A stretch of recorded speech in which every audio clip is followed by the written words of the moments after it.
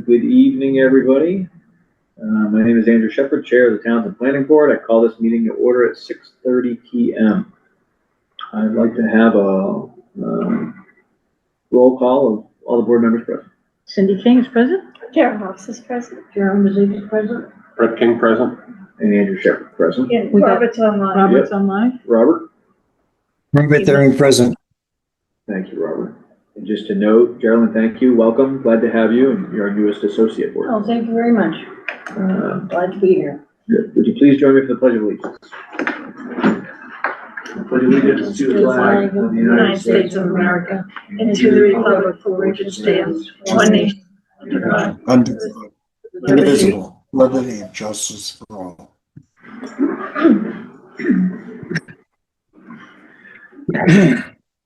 I'd like to thank all of our veterans, those who are currently serving here and abroad, their families, and those who contribute their time to public service. I think we owe them our gratitude. This meeting is being recorded and will be uploaded to the Town of Townsend YouTube channel.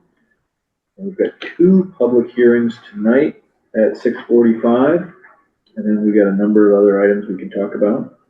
So I think in terms of the schedule, I think we're going to try to do what might be the simpler one at 6:45, which is 12 Dudley Road, and then we'll move on to Cedar Road when the time comes. But let's jump right in. Did you want to do the minutes? Nope, we'll do 1.4, review and approve meeting minutes, August 10th. Just get them up on my computer.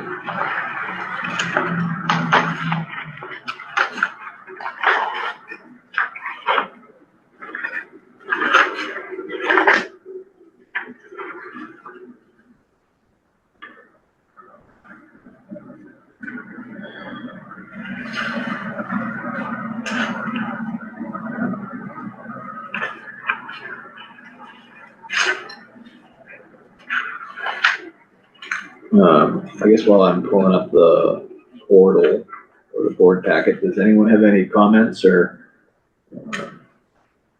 any questions about the meeting minutes? I don't have them in front of me yet. Haven't read them yet. Let's take a moment to read them now, because I haven't read them either. And that's why I'm trying to pull them. Yeah, they're not in the packet, so Are they not in the portal? they're probably in the portal, they're just not in the packet. So.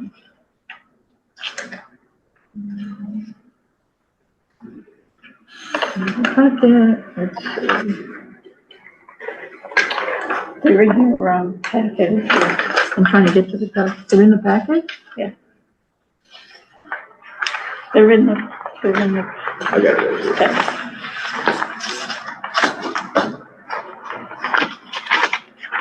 Maybe, I don't know. Yeah. Okay, I'm just gonna try to pull up the portal. I've got a million emails here.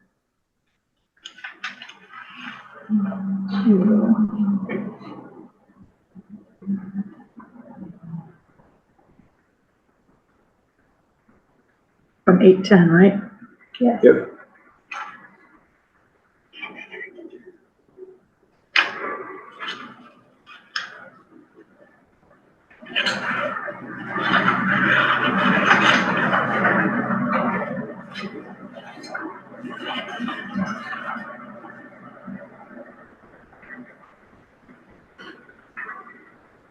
I don't have an issue. I don't, so far either. I did change the spelling of my last name on the online version to match the way I spell it. I think 2.2 says 24 Hayes Road. I think it's supposed to be Haynes, right? I think you're right. 8, with an N. I think you're right. Facebook. Cindy, can you see, because you're live, can you see if I make a change to it? Or is It's coming, it's working. Okay.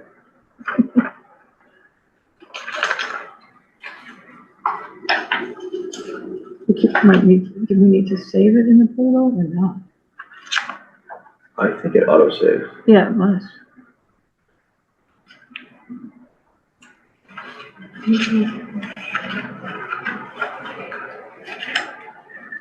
Okay, Yeah, that's enough.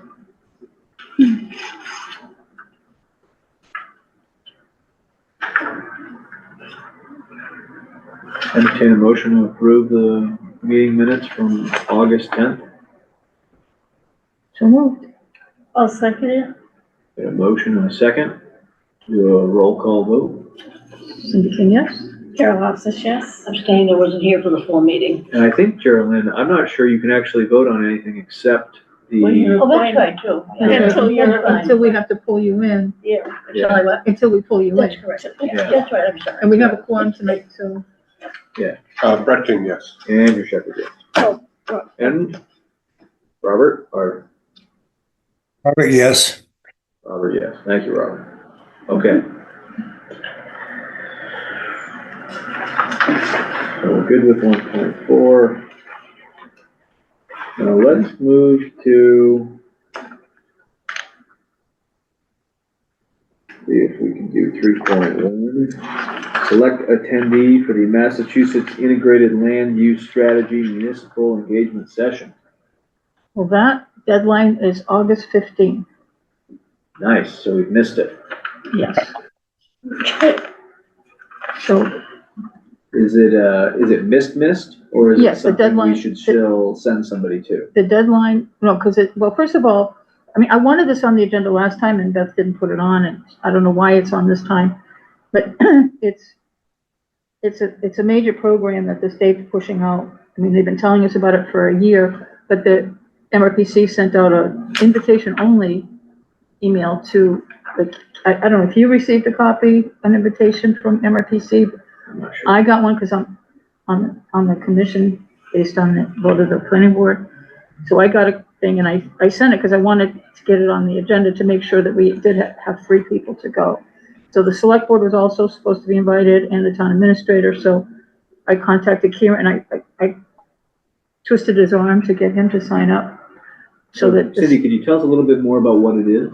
yeah, it's a major planning, program for, we can pull it up. I've got the email, so it's up Wednesday, October 14th from 3 to 5. They've p.m. actually changed the dates. They split it up into 2 dates now. Oh, I think I see. The this. overview, it's, Tuesday, November 17th. and let me Tuesday, pull up the December summary. 15th. Hold on a second. So I know we've missed the, Yeah, as but you pull it's, this up. yeah, so basically I'm going, Kieran's going and Beth is going.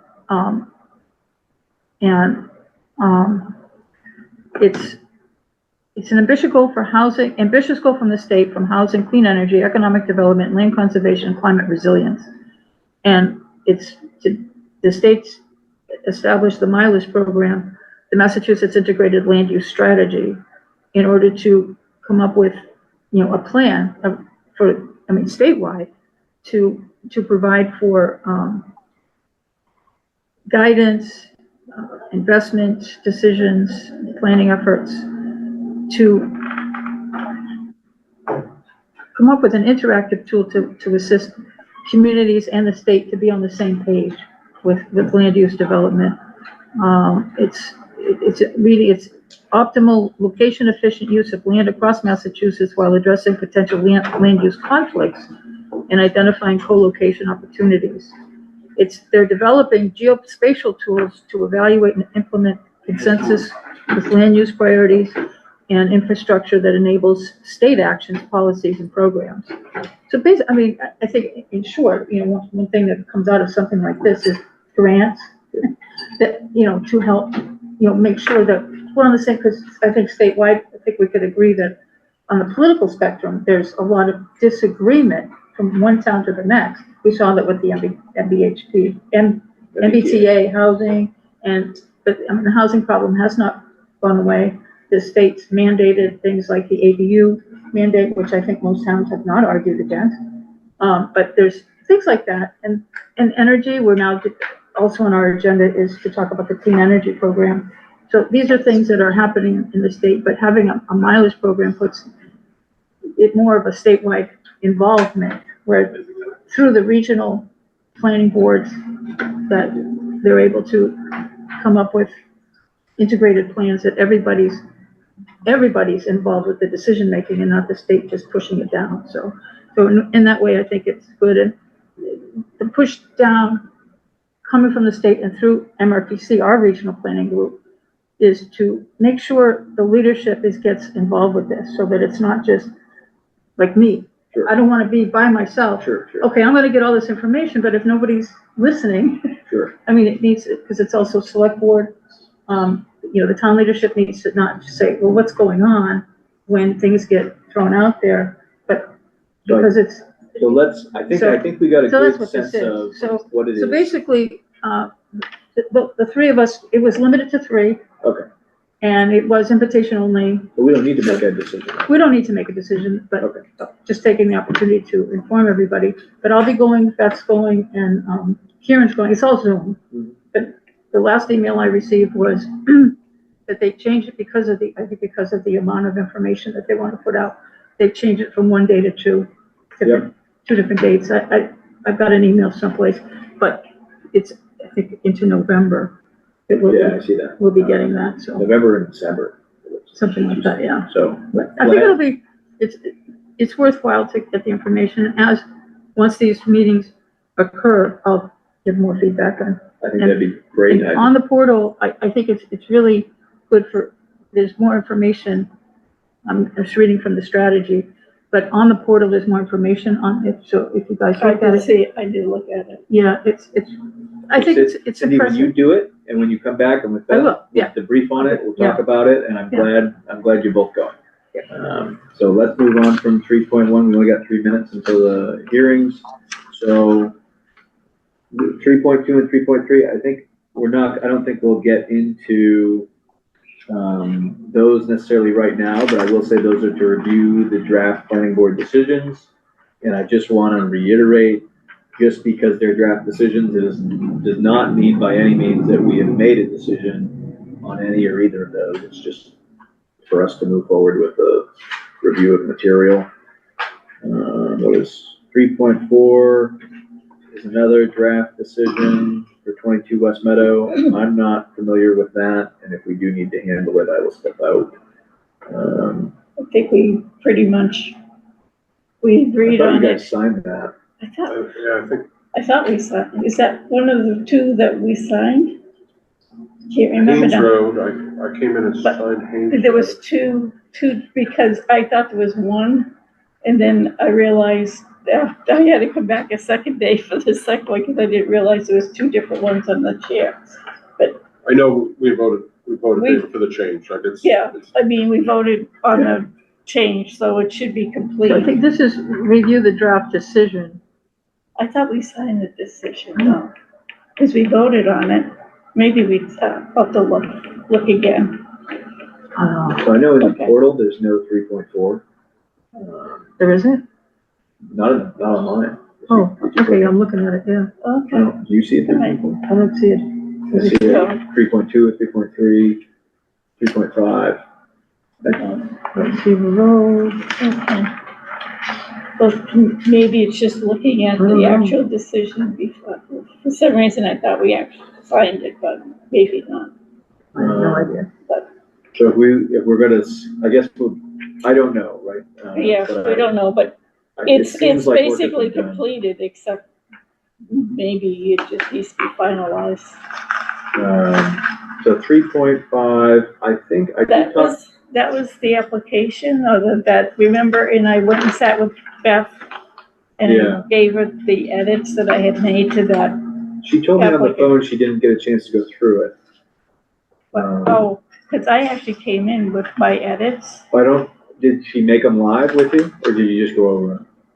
I know- No, she didn't make them live with me. Okay, so I guess, We just, I think she hasn't perfected the edits. if I was able, I told her if I was able to, but I couldn't finagle how to update her, however she put Yeah. that thing, I could have fixed it, but I tried and I couldn't do it. Yeah. But I did come in and sit with her and go through the changes. I tried to talk to her in advance of tonight's meeting, and I think what she told me was that she didn't finish, making the edits that you. Okay. So we're out of time. All right. let's jump into our 6:45 public hearing, 12 Dudley Road, cell tower special permit renewal.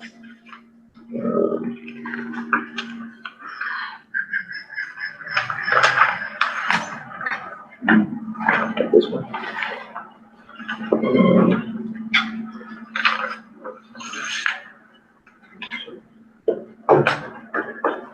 So.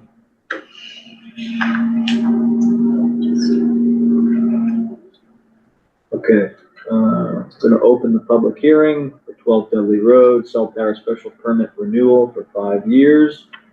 I'd like to introduce the board members. Cindy King? Carol Hosses, Red King? Andrew Shepherd. Online we have, Robert Therian. and we have our associate present as well. Gerald Mazekas. There is a public sign-in sheet circulating. If you have not had a chance to sign it, thank you. Cindy, would you read the legal ad, please? If you have it. Yes, I don't have it in my packet, I have to pull it up here. If you can't pull it up, I'll try to pull it up.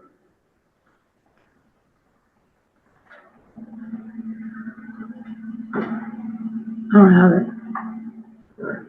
Do you have it? I thought it was I didn't remember seeing it in it's there. in the 645 12 Dudley Road folder. It's one of the first PDFs. Oh, there it is.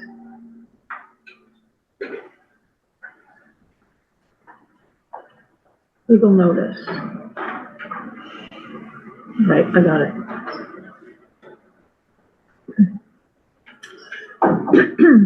Townsend Planning Board legal notice in accordance with Mass General Law, Chapter 40A, Section 11, and Townsend zoning bylaws, Section 145-42, site plan review, special permit, Section 145-65, special permits, and Section 145-51, telecommunication and cellular towers.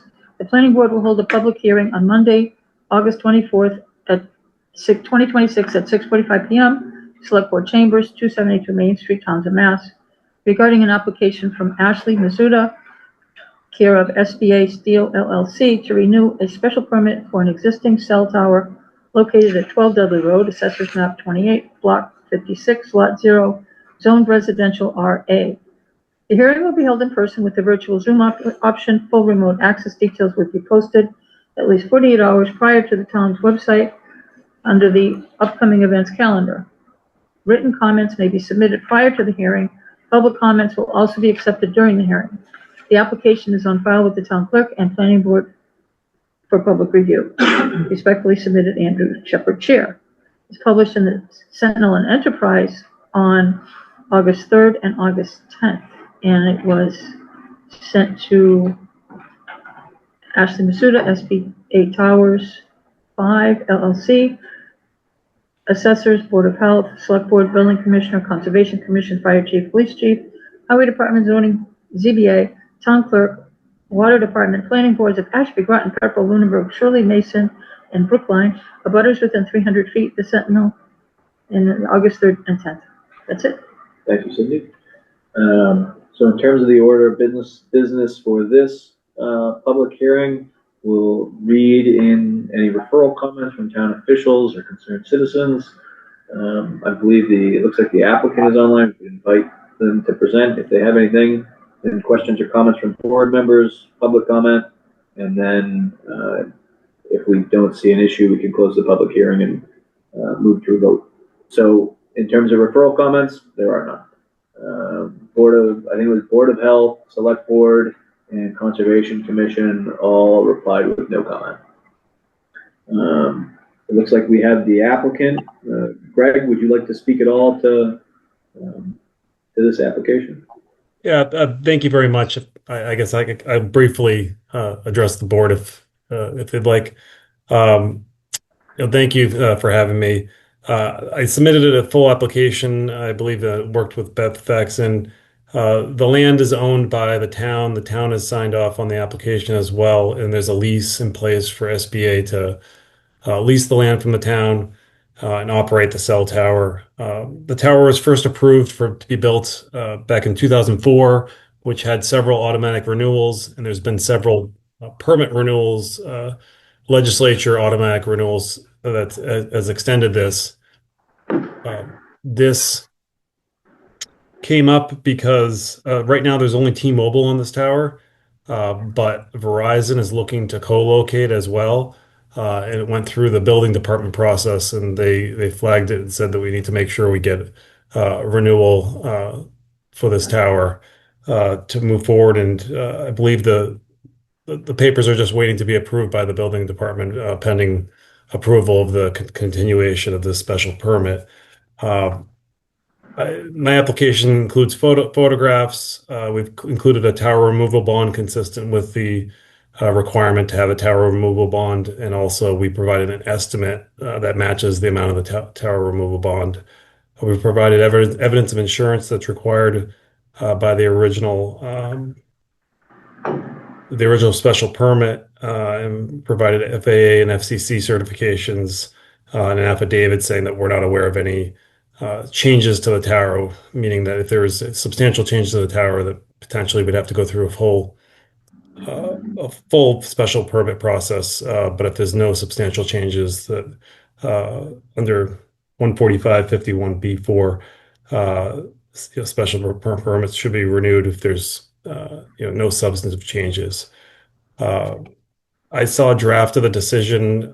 It looked good to me. There was only one point I wanted to discuss with the board, if they'd be willing to discuss just one sentence I saw in the draft decision, if they're looking to approve it. Okay, thank you. I think we'd be open to it. I think let's open it up to any questions or comments from the board members.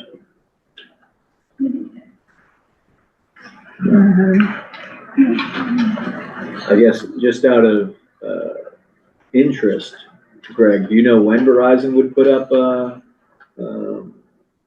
infrastructure?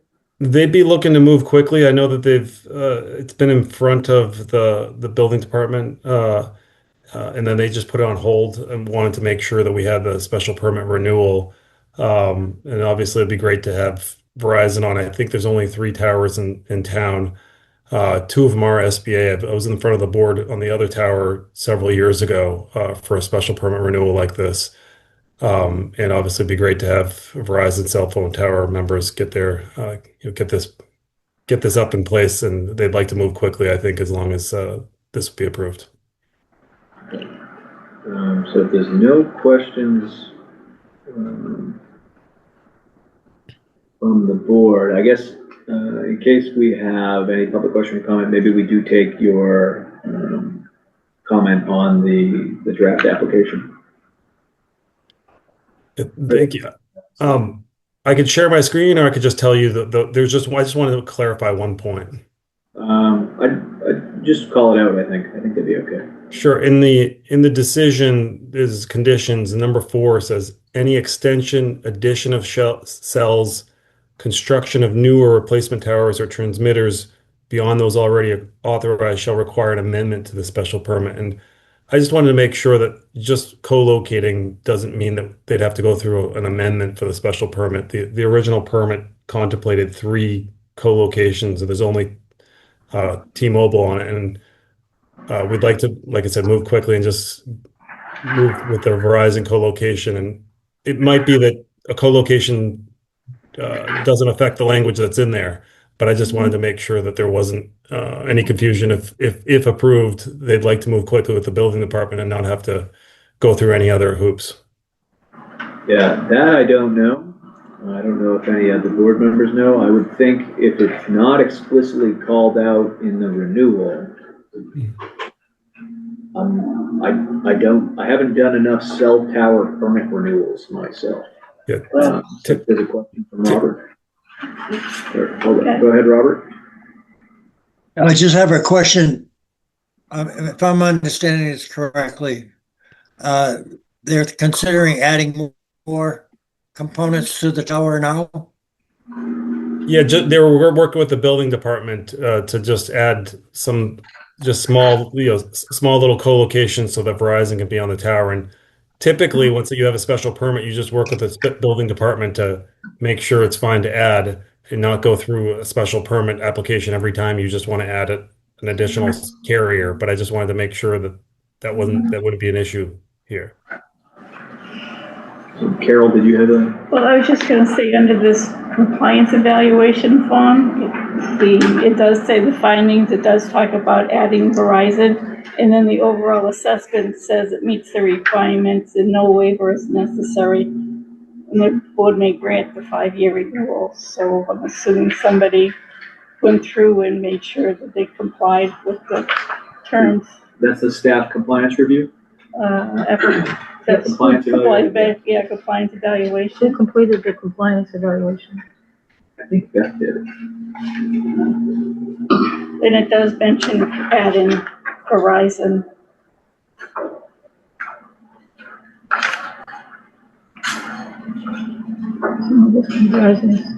Which is consistent. with Has the any, Okay. All right, so that does, yeah, this says 14551, which if we want to look that up, Yeah. but it says, which is consistent, co-locating which is consistent with the co-location goals of 14551. So I don't think, when she wrote up the draft decision, I don't think she was including that. I think she was, I don't know I would what, just want to make sure there's approval now, or just so there won't be an additional step later. Or usually you don't need approval from the boards for co-location, but maybe I just want to make sure if that is required that it could be allowed. if it's ambiguous, we could probably change the wording on that so that it's not confusing. I understand, I can see where it appears to be confusing, but we could probably change the wording in the draft decision. So I think in terms of, the way I understand, our role as the planning board, we can close this, once we finish the public hearing, we can close it, and then we don't need to have the decision finalized. Right. In the public hearing. Right. So we can certainly, So we can address that with Beth later on. just, Greg, just to make a note, I think you said it was section 3, the decision, and then item 4 was the language that you highlighted? Correct. Section 3 and conditions, and it's condition number 4 within section 3.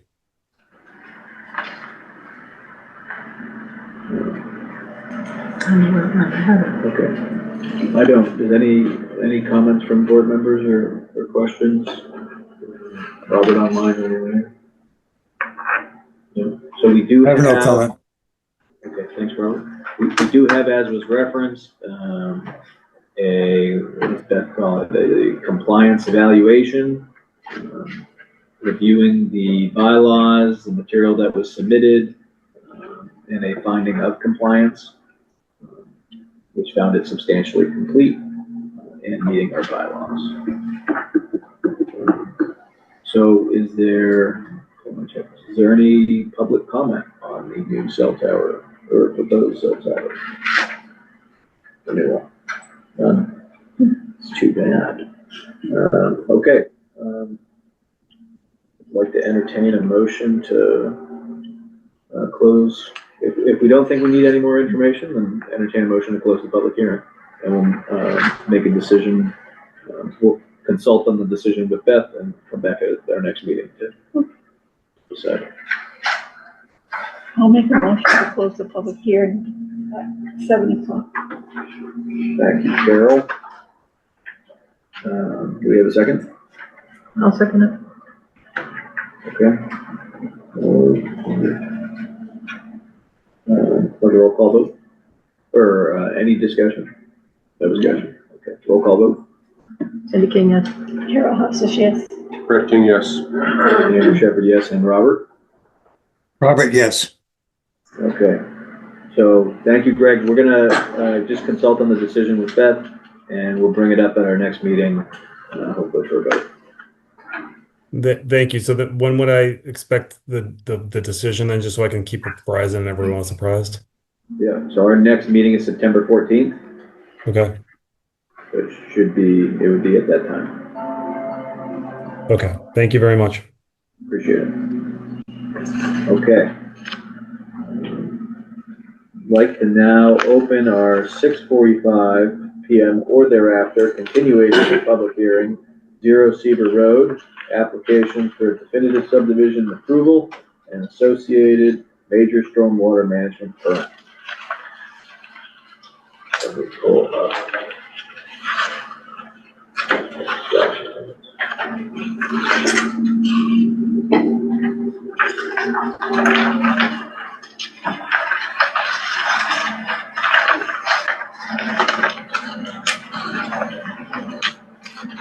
All right, begin with introducing the board members. Cindy King, Carol Hofstas. Brett Ken? Andrew Shepherd and online. Robert, they're in. And we have our newest associate member. Jerome Zegas. All right, excellent. There's a public sign-in sheet that is going around. I think you've all signed it. Thank you. Thank you for being here. We do not need to reread the legal ad, which we have been doing, but we will explain the order of business. So we had some new information submitted. I will briefly talk to that. Subsequently, we'll invite the applicant to present any changes or the material that has come up, usually submitted. Any questions or comments from board members? Mandatory referral comments, which is none. And then we do have some written correspondence, and then we'll go into public questions or comments. So we've received, we had a planning board member who missed one of the meetings, so we have a Mullen certificate for Robert Therian, who has reviewed all the material from the last public hearing. We have the grant of extension from the applicant. I think that was already discussed, but that is extending our legal date to make a decision until September 14th. We have the status update is what it's called.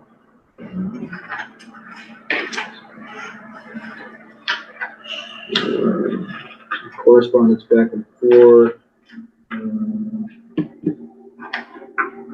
There is a revised list submitted by the applicant of waivers requested at previous applications that need to be included at this time. There's the third review letter from Oil and Tanner, which I believe we discussed at our last meeting. And there's an updated draft decision based on the material identified as updated waiver requests. Okay, Wayne and company, would you guys like to speak to material you submitted? Sure, thank you, Mr. Chairman. Wayne Ballard, Wayne Design Collaborative. To my left is the applicant, Belvedere Capital, represented by attorney John Mello, and to my right is David Plunkett, his team counsel. Before we get into the planning board matters, I just want to touch base while we have some of the abutters in the room. As you folks are aware, there is a concurrent process running with this one, and that's with conservation. The hearing for conservation is this coming Wednesday night, posted at 7:45. There was a notice sent out to that effect to the abutters. The posting in the newspaper stated at the 7 o'clock time, which is basically when the commission opens up their agenda. So the abutters can show up at 7 o'clock and wait till 7:45, but under Mass General laws, they can't open the public hearing until 7:45. So I just want to throw that out there. It was filed in accordance with the Wetlands Protection Act and not the local wetland bylaw, as directed by the Conservation Commission. So those abutters under the Wetlands Protection Act have been notified. So they should have received their letters, which came with green cards. So with that, again, just wanted to thank everybody for having us once again. So with that, we had, as you folks know, at the last meeting, town council had weighed in on the status of the previous waivers that were granted in 2022 preliminary plan, and stated that those waivers were not valid, that we had to take it forward to this decision, for the reason being that the time frame in which the statutory time frame in which the definitive plan is to be filed of 7 months had lapsed, and therefore wasn't obviously filed until 2026. So with that, we were contacted by the town, as you alluded to earlier, Mr. Chairman, on the requested waivers. To pull together a list of waivers that dated back to 2022 and for this current filing. As we went through the list, Beth had asked me if I could take a look at it, being, really familiar with the meat and potatoes of the filing. So I've gone in and I created, in the letter dated August 20th, I came up with it's regarding a revised complete list of waiver requests. The reason it's revised is I sent it out initially, revisited it, and added another waiver.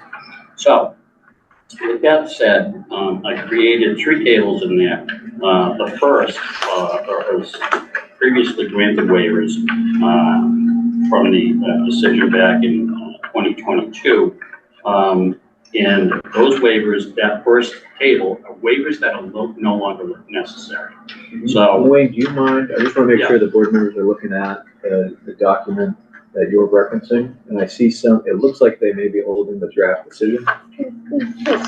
That is the draft decision, Yeah, which includes some of the waivers, but there's a separate document oh, is there? that is, I think, ultimately an email. It's either an email or a letter that Wayne sent to Beth I don't think I saw that. in the portal. Is Yeah, it it's in on me the and Cindy portal? on the portal. I It's the, didn't see it in the portal. It's called the supplemental packet. Okay. Oh, is that it? Mhm. Oh, thanks, Cindy. Okay, so you can see it up on, I'm not sure if you can read it.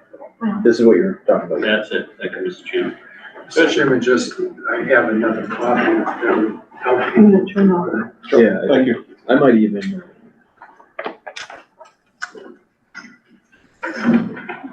Okay, feel free. Thank you. So that, like I said, that first section of waivers that were previously granted and no longer necessary, I can zip right through those, subject to what you want to do with that, or just get right into I it. do think that in terms of, and I do want to reiterate to the board and the general public, given that there was some concern. We did ask you, Wayne, to reach out to Beth, and there was, we're talking about waivers that, at least in the beginning, no longer relevant, but in Beth's decision, from when I talked to her, the draft decision we have before us, she didn't delete any waivers that may have been suggested by Wayne. So we're not in we do not have, even though I know you submitted, I think, some language and some regulations changes in an email. She told me she noted it today, but hasn't admitted it herself or brought it in. So the draft decision that we're reviewing today, it wasn't written by Belvedere. It has components of, nothing was subtracted from it from our last meeting, is what I'm trying to say. So it's, they've suggested and added to it, and in a sense, added restrictions to themselves, but they haven't necessarily retracted anything from it. But in this letter that we're reviewing now, there are recommendations to remove or why certain waivers are no longer relevant. So, Thank you, Mr. Chairman.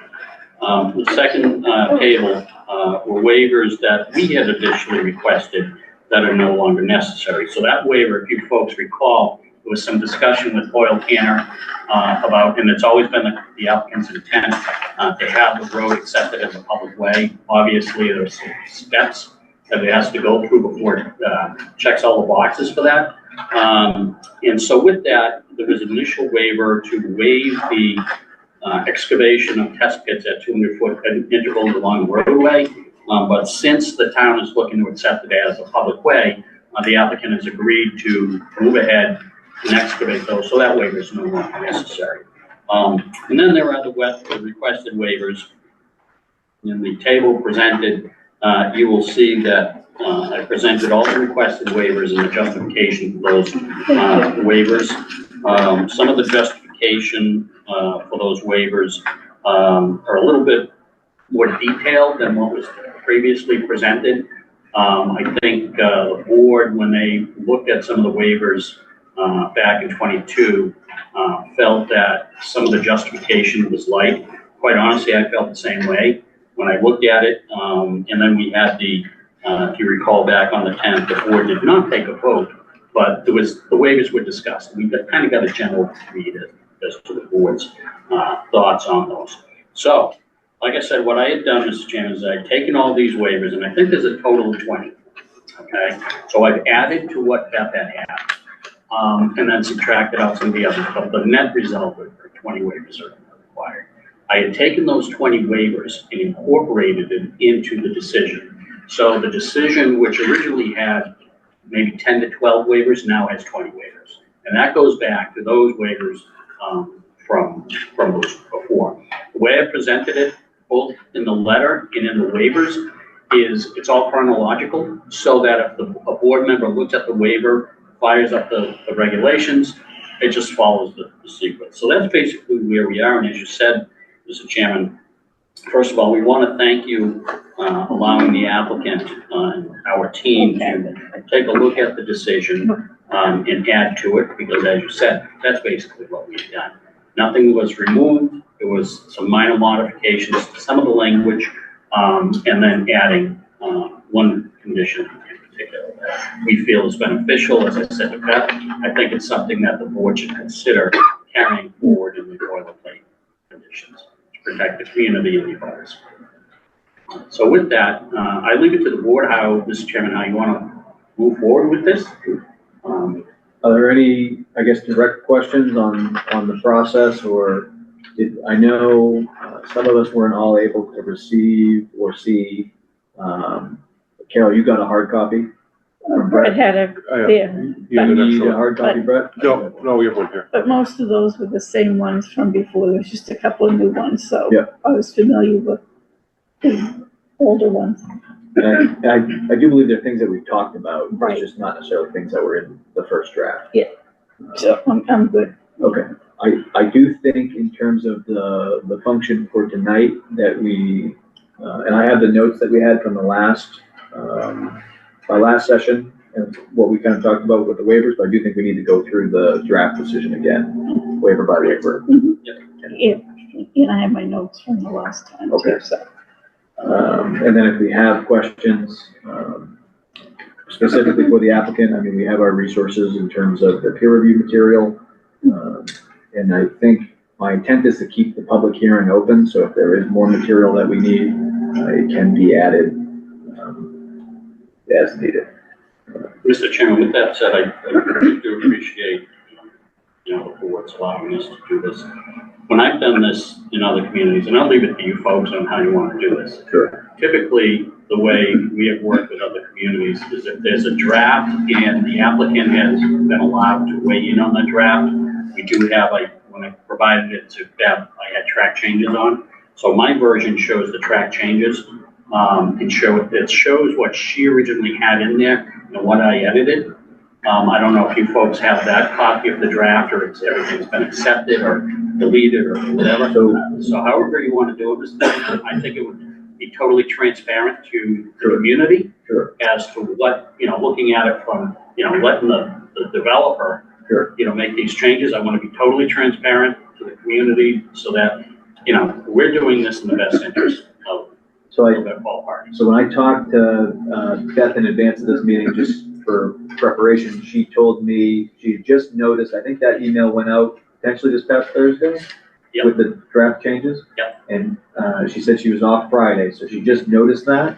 So the track changes that you made to the decision, we actually don't have in our material, or the board has not been able to review yet. Yep. But she did have your, the waivers. Okay. So, and when I talked to her briefly and she had just looked at it, I think she noted some minor changes in terms of regulation citations or wording or things like that, which seemed, none of us looked at it, but I don't think they seemed terrible, but it's just something that we'll have to look at it and make sure we're confident with those.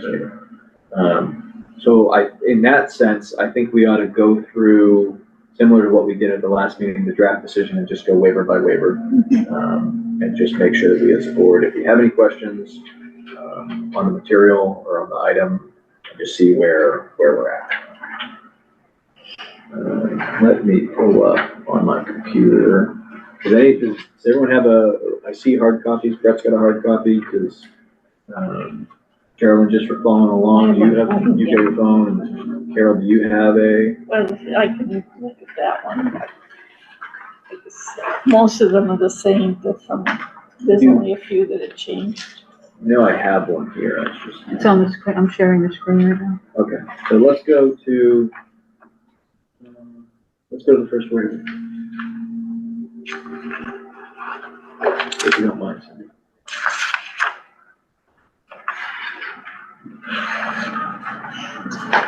Oh, is your, the citation? Yeah. Okay. Is that zoomed in enough? Can, Robert, can you read it on the internet?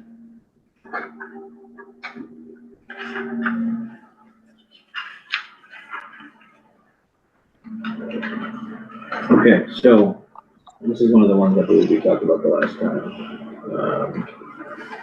Plan sheets required for definitive subdivision specific, dedicated sheet / order. Waiver is to allow the combining of certain required plan sheets, example landscaping on road layout and planting plan. I thought we talked about this, but I guess, is the board okay with this? Which one are you on? The first one? Number one. You've got Excuse me, the, Mr. Chairman. Plan sheets required, oh, what did I read? something about planting. Where did I go? I thought did I read this one? Yeah. So, Mr. Chairman, I'm sorry to interrupt again. If you guys know me by now. Sure. But so our list is 20 waivers. And Sure. I'm not exactly sure what she has for waivers. I'm wondering, would it be worth a quick photocopy for the board? She is 20. She's got I got 20. Oh, you do? Yeah. Yeah. Okay, and the first one being, the dedicated, oh, I'm sorry. Never mind. I'm tired. Are we on the same page? We are on the same page. Okay. I'm just on a different plan. Thank you. Okay. That's, yeah. That's how I feel today, too. Yes. I will say, Cindy, whatever I read, when I reread it, I don't think I read the same thing. Okay. So Cindy, how about you read the waiver? And I'll just think about. Everybody likes my reading anyway. Yeah. Okay. Plan sheets required for definitive subdivision, specific dedicated sheets / order. Waiver allow combining of certain required plan sheets, e.g. landscaping on road layout and planting plan. Any questions or comments from the board? No? Okay, let's go to the next one. Okay, the second one is all maps except locus index vicinity shall be at least 1 inch equals 40 feet.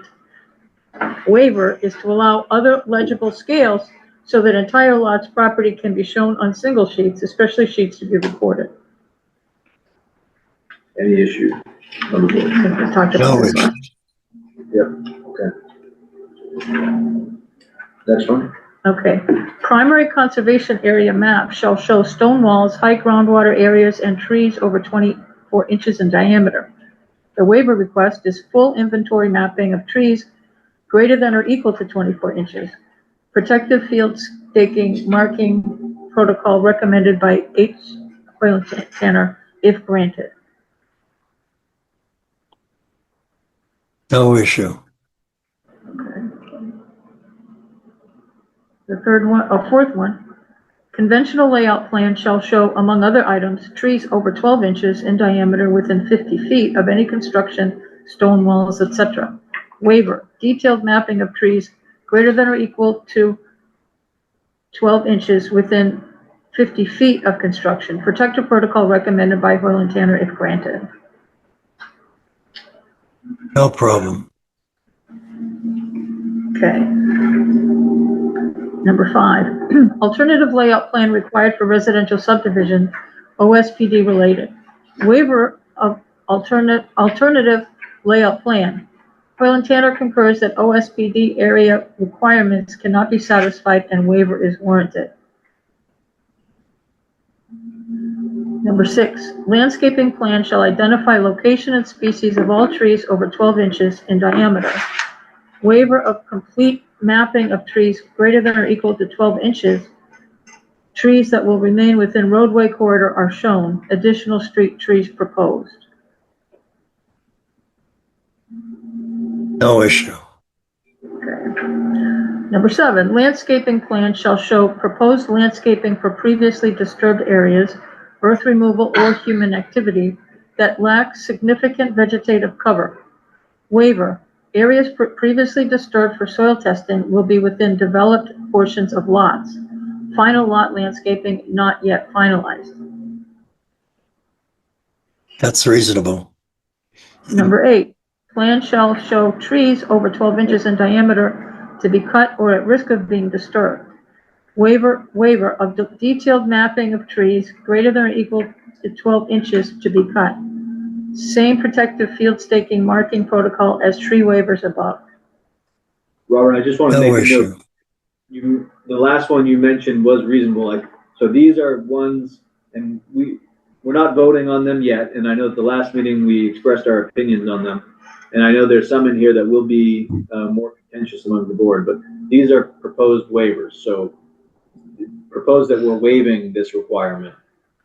I just want to make sure that's clear. I think it is to me.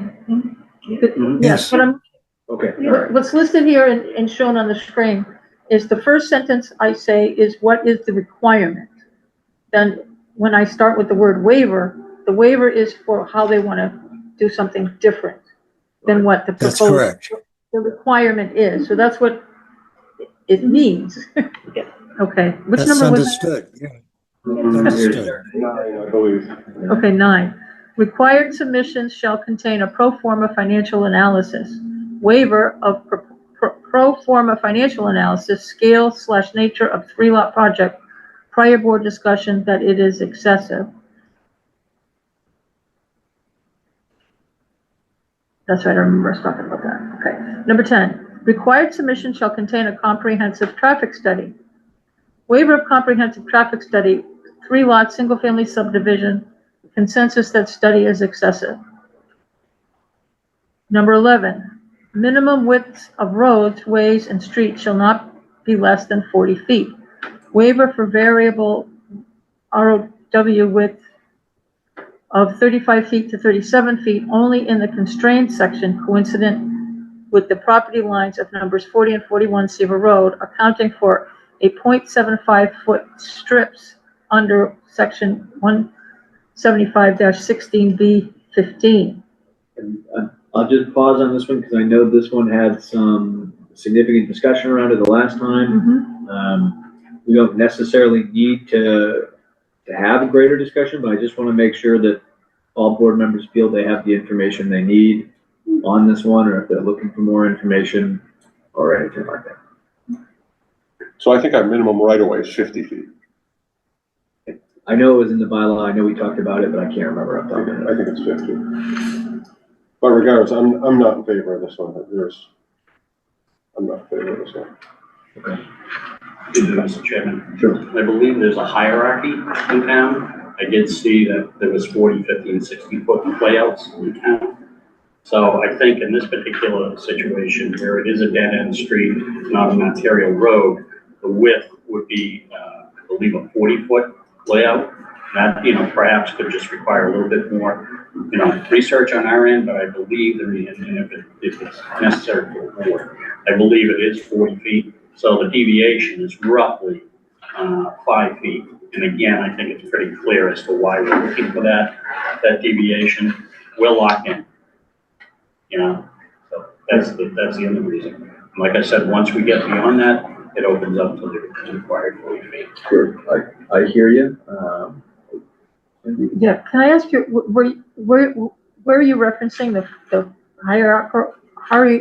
hierarchical 40, 50, 60? Where are you getting that from? So in reading the subdivision rules and regs, I saw 40, 50, and 60 cited. So typically when you have that, and it was in the regs, I didn't look specifically, but typically when you're looking at 40, 50, 60 hierarchy, you have your 40-foot typical of like a cul-de-sac or narrow roads like this, non-throughways. Your throughways are, typically 50-foot wide. So if you have a hierarchy in a subdivision, so let's say they have a main road, let's say you have 100 homes, and you have the main road, you'd have a 50-foot layout, where they could go with a 50-foot layout because it takes more traffic, wider pavement, Once you get into the cul-de-sacs, then you're looking at a 40-foot layout and a reduced pavement width. So typically it's based on, and that, you know, is consistent with pavement widths as well. Your 60-foot layouts are on your main roads. So let's say a Route 13, which is probably more like 80 feet, okay? But, you know, it could be a 60-foot layout. So on those arterial roads, they're typically wider. Pavement widths may be 30, 36 feet on those roads, as opposed to subdivisions, which are around 26 to 24, maybe down to 22 cul-de-sacs. So I did see something in the subdivision rules and regs. We can dig some more information from that. Okay, if I need to look at that to see. Yeah. I know it's a little bit out of order. We try to be respectful. I see a comment from the public. I'm just curious if that is specific to Townsend or if it's just generic information that's thrown in there to confuse the regulations. I don't know specifically how to, I appreciate your question. The way, I know, I've seen in the Townsend bylaws we do have stipulations, and I think they're more general in their suggestions in terms of what the site and what history has been about specific road sizes and widths and such like that. So the intent, Mr. Chairman, is not to add confusion. I think there's enough confusion. We're gonna just try to clarify. Sure. So I just want to make sure that we as a board feel like when we get to the point of making a decision, we feel like we have enough information. So potentially some greater interest, at least from Cindy. I know Brett shared how he feels about the Townsend's bylaws specific to road widths. Yeah, I want to look that up. I'm looking for that 40, 50, 60 to see what it's actually referring to. I thought I saw 50. I Across the know, board. well, here it says 40. Under streets, design standards, minimum width of roads, ways, and streets shall be determined by the board. In no case shall the right-of-way width of any road, way, or street be less than 40 feet. Right, Through the shall chair. not be less than 40 feet. I think our overall is 50. Okay. I believe that's what I read at some point. I certainly think that it's something we need to at least have the, I remember reading it myself and I thought it was a little more flexible. Wayne, you had a statement you'd like to make? Yeah, so interestingly, on the previous filing from a separate engineer, and again, keep in mind that another engineering firm had filed back in 2022, a separate peer review consultant reviewed it. Now, this engineering group, LDC, and a separate peer review consultant, and it's always been consistent at 40 feet. So it would seem to me that if it was specific, this particular roadway, you're not questioning Brett on this particular, one, just kind of looking at the checks and balances that the subdivision has gone through with, you know, the various engineers and peer review consultants. You know, again, we'll look at that if that's something Mr. Chairman would like us to look at. Like I said, in the subdivision rules and regs, I did see references to other roadway widths. Sure.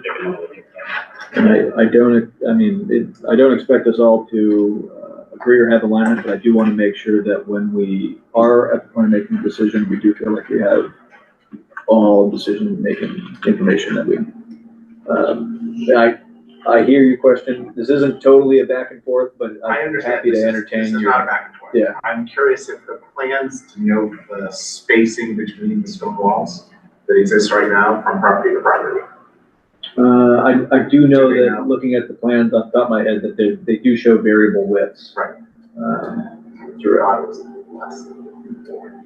It is less than 4. Right. Yeah, which is the point of why they're. That's what the waiver is, because they need the waiver to go to 35 to 37 in order to move forward, and that's why the waiver's there. Okay, I don't think we're gonna come up with new information that we need on this one, so let's go Let's to, get to the next contentious waiver. yes. This was actually, I think, a question under the previous, from the public, so go ahead. All right, number 12, dead-end streets not permitted except where in public interest, if permitted, not longer than 500 feet unless topography, local conditions require greater length. Turnaround standards, 110 feet to 120 feet, diameters, landscaped island. Request, extension of existing dead end that already exceeds 500 feet, turnaround design for town fire apparatus, fire department has expressed favor. Coyle and Tanner has indicated that under these conditions, a waiver is not required.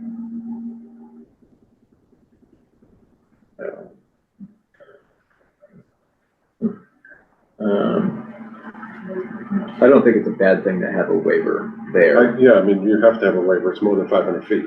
Yeah. I think what they're indicating there is that the roads, if this subdivision never happens, the road, it's a dead-end street that's over 500 feet already. I think is what their point is. It's like, we're waiving something that the town did. So. No, the town didn't, Townsend tried to short. John, we enjoy your contributions always, but next time try to raise your hand, and I'm okay with recognizing it. But I think that's the point of the waiver, is that there's no. Mr. Chairman, yes, Robert. Go ahead, Robert. Did you freeze, Robert? He looks like he froze. He looks awfully stoic. Yes. Oh, there he goes. There you go, Robert. Go ahead, Robert. I'd like the board, we have reviewed all these waivers and discussed them many times. So I think what's appropriate here is the board's got to put in perspective what the applicant's trying to do. And this is not an enormous subdivision. It's for 3 houses. And that's the reason a lot of these waivers are necessary, because it's not a colossal subdivision plan. So I don't know how many more hours we need to exhaust this subdivision review and every waiver here. I mean, we've spent a lot of time being on the site, evaluating all the engineering, discussing every one of these waivers before, getting peer reviews and independent decisions and answered questions over and over. So I don't know what else this board needs to make a determination. So I don't understand why we have to go through every waiver again, because I think the board clearly understands what the nature of the project is and how these waivers would apply to that project. And my thought here is, this is only a 3-house subdivision. So a lot of these waivers are definitely legitimate and appropriate for what's being applied for. So that's my opinion. I don't know why we're spending even more time on something that's been reviewed and evaluated so many times. I don't know what else I need to make a decision, and I don't know how the other board members feel, but I don't think this is to drag this on for every waiver makes any sense at all. That's my opinion. Thank you. Thank you, Robert. I appreciate your opinion and you sharing where you're at. I do, at the last meeting, the waivers that we did, there was only 10 of them, and we knew that they were incomplete. Now we have 20 of them. So, I mean, I'm certainly open if the rest of the board feels that way. I mean, I think part of the goal is to make sure that we as board members feel like we have all the information that we need to make a decision. And I think we know where you're at, which is great. And if it's different from the other board members, or if it's the same, then that's okay. But yeah, I guess questions or comments from the board. I feel we have to go through them. Our peer review consultant didn't pick up that the waivers didn't carry over. Sure. That was, he was all set with the waivers being from the 2022 plan, and we find out that's not the case. So sure. I think we need to go through the waivers. It's my opinion. Carol, Cindy? I'm fine going through. We're already halfway through them anyway, so. Yeah, and just on this issue, I mean, yeah, I mean, I think we've had changing in the waivers, so I think it's important that we do go through them. But I also want to speak as though sometimes, I mean, this is, I just came onto the board in May, so sometimes it's like, are we still talking about Seaver Road? You know, but it's, and, you know, just going through it, but every time we do, I see the importance of it.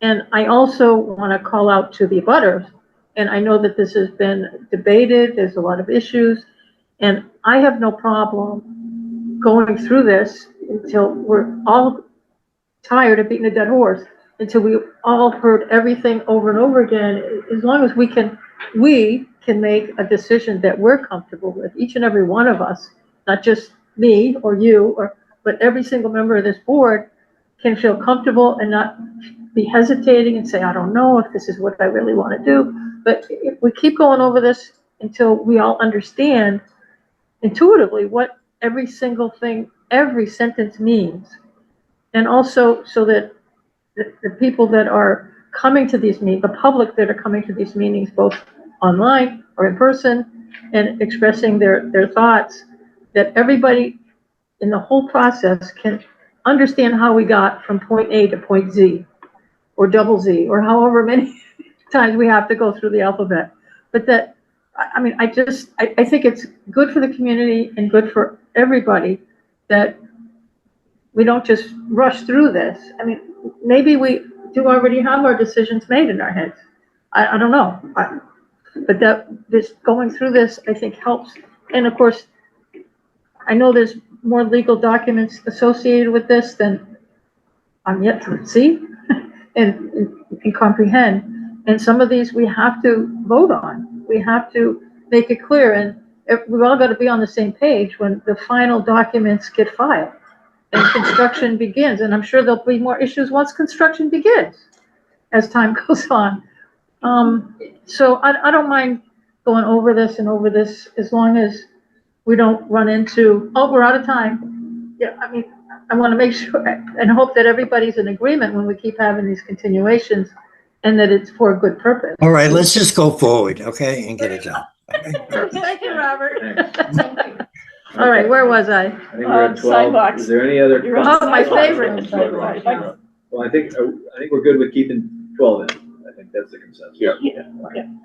Okay. 13. 13, sidewalks required on both sides of the road, 5 feet wide, bituminous concrete.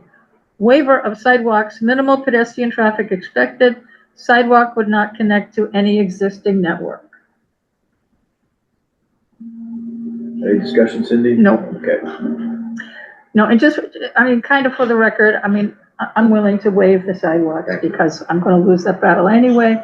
So I just have this, I just want to see more sidewalks in town, and I'm going to jump on the opportunity to produce those. But when I get voted down, I get voted down, and I'll live with that. Move on, let's move on. All right, 14, proper connections shall be made with existing drains. Provision for proper projection of stormwater structures to exterior boundaries. Waiver, LID design mimics existing hydrology, overland flow through wetland system. Strict compliance would require wetland alteration and create a point source discharge changing current flow characteristics. I think some of this is going to be addressed in Maybe the that's more of a conservation anyway, so I don't think we can really address this too much. 15, at least 4 feet of cover shall be required over drains. Limited waiver of 4 feet cover in specific locations. Hoyle and Tanner, covered depth as designed is sufficient for, oh boy, AASHTO and manufacturer specifications. Deeper cover would increase clearing in 100-foot buffer zone. It's another conservation thing. 16, streetlights shall be installed at each intersection and spaced along the roadway to provide proper and adequate lighting. Waiver of streetlight installation preserves existing rural character of Seaver Road, which currently has no streetlights. Berlantana recommends board consider existing character. I think we've already decided that one. 17, any residential development of 4 or more units more than 500 feet outside municipal water system shall provide a water supply for fire department use. Waiver of on-site fire water supply, 3 lots, fire department has established protocols using its vehicle fleet. On-site system would impose ongoing inspection maintenance burden on limited fire department staff. 18, wherever bituminous concrete, cement concrete, or granite curbing is constructed, Class 1 bituminous concrete pavement type I-1 shall be 26 feet wide on a 40-foot wide right-of-way. Waiver to allow about 18-foot pavement width consistent with existing Seaver Road and LID principles. Fire department supports provided swing path of vehicle body is accommodated. Yeah, no, I'm not good with that one. And back to 17, I'm not even sure why 17's on there because it says 4 or more units. Exactly. I mean, we can't change it for this. I think we talk about going forward, looking into this. But this particular project. Yeah, it doesn't make sense to me. You know, I No, it don't know doesn't. why they're looking for a waiver here because it says 4 or more. Oh, was this on was the old project, the old application with the 2022 waivers, was that a larger development? No. No? Okay. I'm not worried about that one anyway. All right.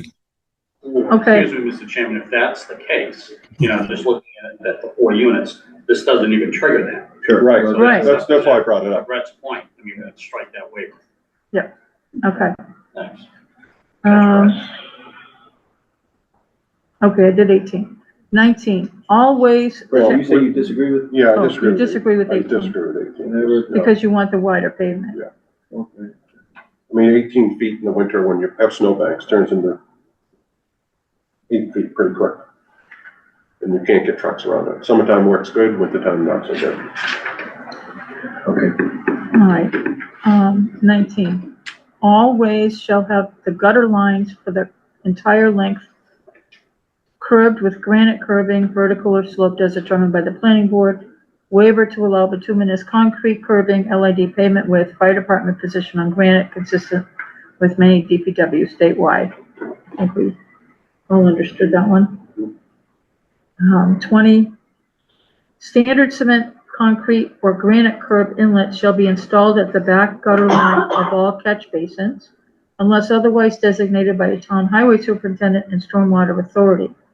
Waiver consistent with bituminous curbing request, LID and fire department considerations.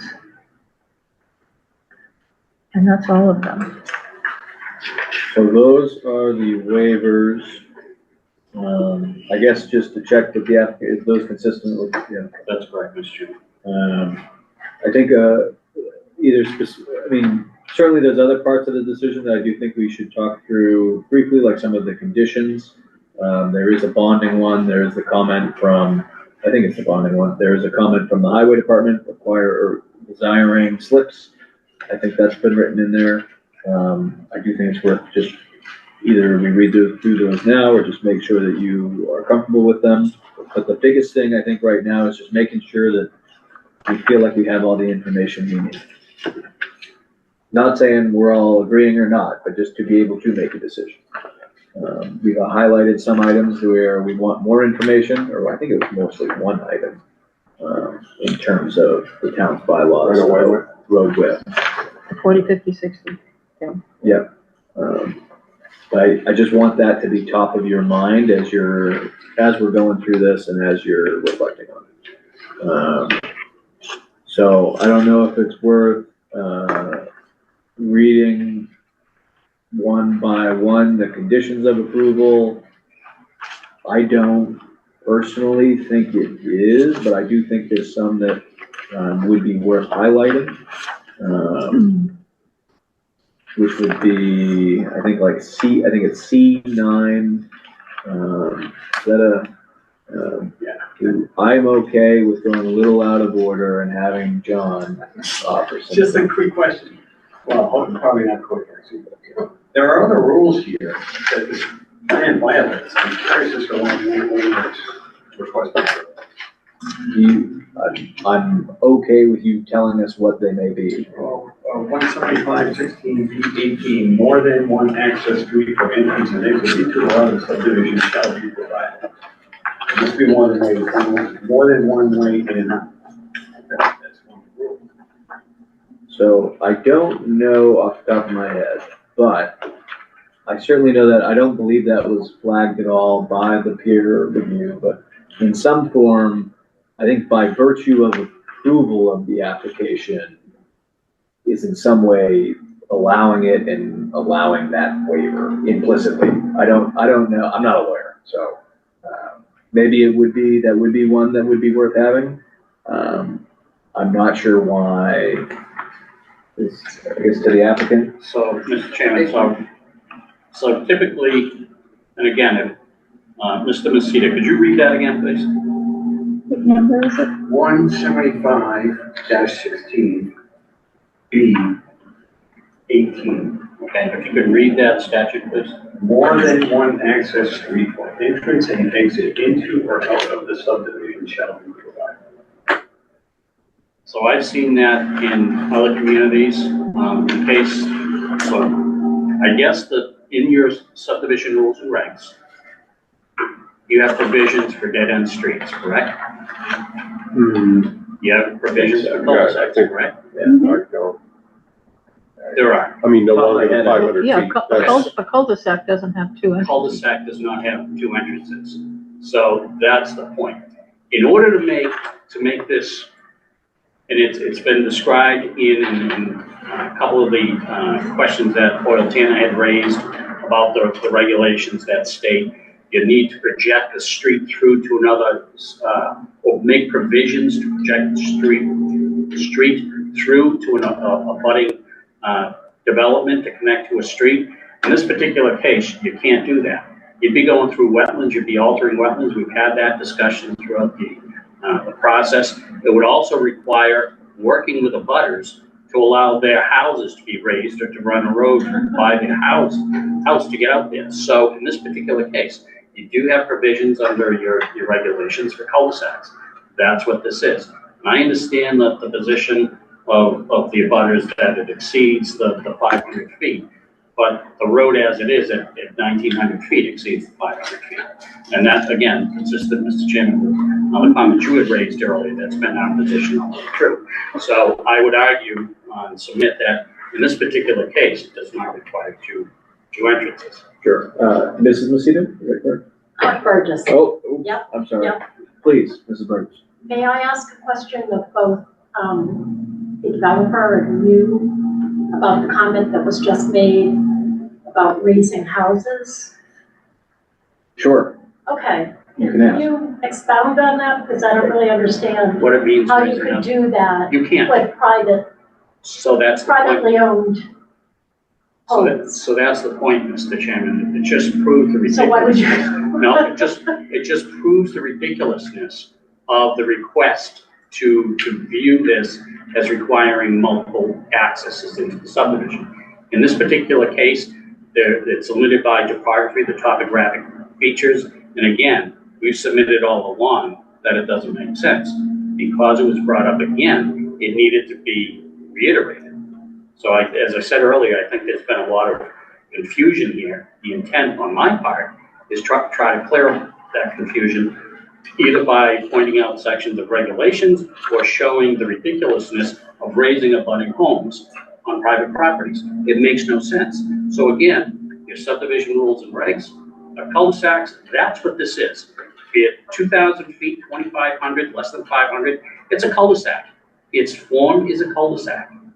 So It's not a through street, it's a cul-de-sac. So I haven't minded having this bit of back and forth. The typical function would be that we would limit all public comment at the very end. I find it, I don't know, Socratic maybe, to have everyone be able to iterate when reasonable. If it gets too crazy, we're certainly gonna cut it off, but we're just gonna put it at the end. I did see a few more hands.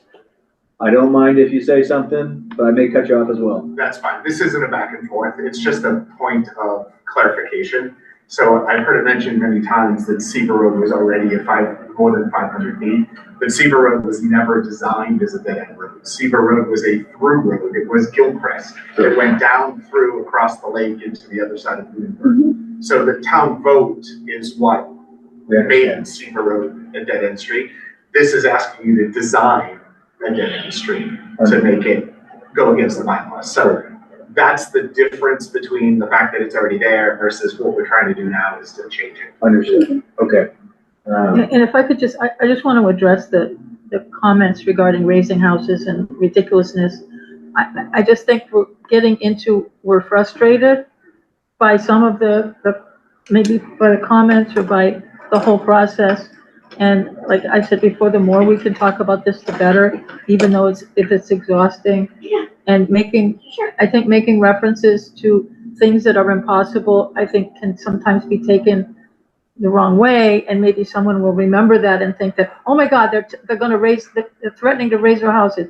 That's not happening. I understand, but I think that what I sensed was a sense of frustration by you, and it was immediately taken well, they probably didn't take it the wrong way, but they reacted to that. And I'd like to just personally call that let's tone down our conversation and talk about what's actually presented and factual things, and not make reference to things that aren't going to happen or that are not real. Through the chair, we appreciate Cindy's comments. Sure. Robert, I see you got your hand up. Yeah, I'm pretty confident that this board has approved other subdivisions with only one entrance to them in the past. So I don't think this is a unique situation. This board hasn't. Well, somebody did. Somebody did, but We it's have not this cul-de-sacs board. all over the place. All right, so I think, just to get back on track, I think the only other things in terms of conditions of approval that I want to highlight that at least top of mind have been relevant has been, what is this, like 5, 6, 7, 8. So it's section 8, conditions of approval, and then it's C9.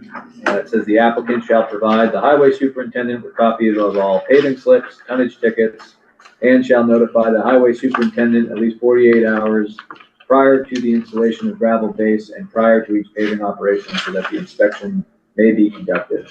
I believe that was a request direct from highway. We go down to F19, performance guarantee and lot release. Language currently is prior to the endorsement of the definitive plan or the commencement of construction. The applicant shall either A, execute and record a covenant under MGL Chapter 41, Section 81U, in a form acceptable to the planning board and town council, restricting the sale or conveyance of lots until the ways and municipal services have been completed. Or B, post-performance guarantee, a surety bond, tri-party agreement, cash deposit, or other security acceptable to the board in the amount sufficient to secure the full and satisfactory completion of the ways and municipal services as determined by the board's consulting engineer. And then 20, lots may be released from the covenant or the amount of the performance guarantee reduced only upon written request of the applicant and after inspection and written recommendation by the board's consulting engineer that the corresponding improvements may be satisfactorily completed. I know that was a discussion the board had about some type of a guarantee. Does any other board member have anything else in the draft decision they want to call out or they feel they may need more information on? Nope.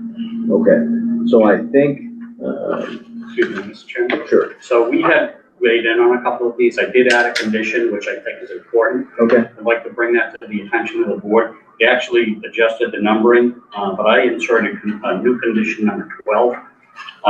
And what that condition states is no construction shall occur on a state or federal holiday without prior written authorization from the town of Townsend following 72 hours advance notice of construction activity. You know, I look at this, if there's something going on in my neighborhood, I'd like to make sure that if I have a Memorial Day weekend get together, that I don't have trucks going in and out of the site.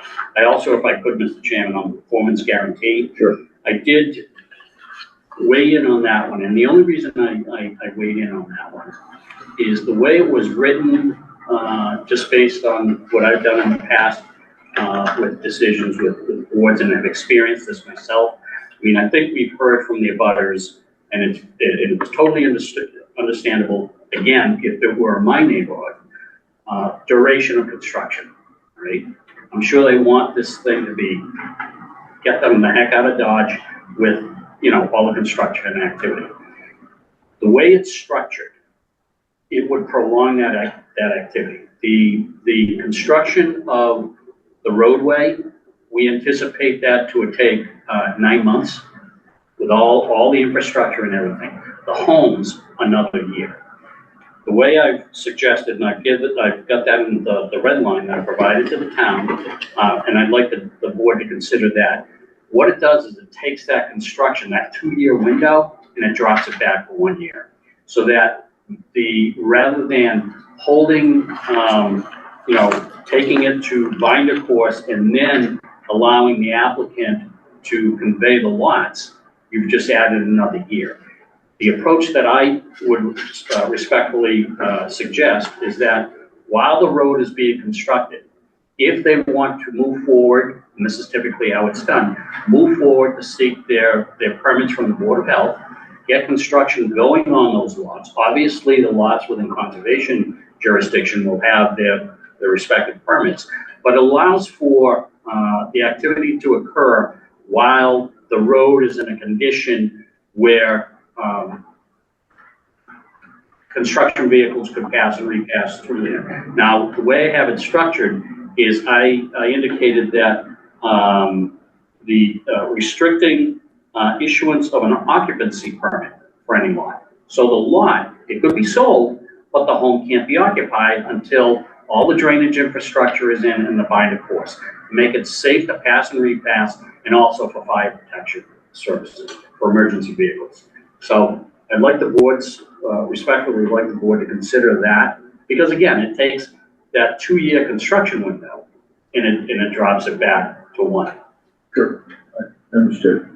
Does the board have, certainly as this document has some minor changes going forward, that could be one, and that will be one for us to consider. Any thoughts or questions regarding that? Do you know where this paragraph came from?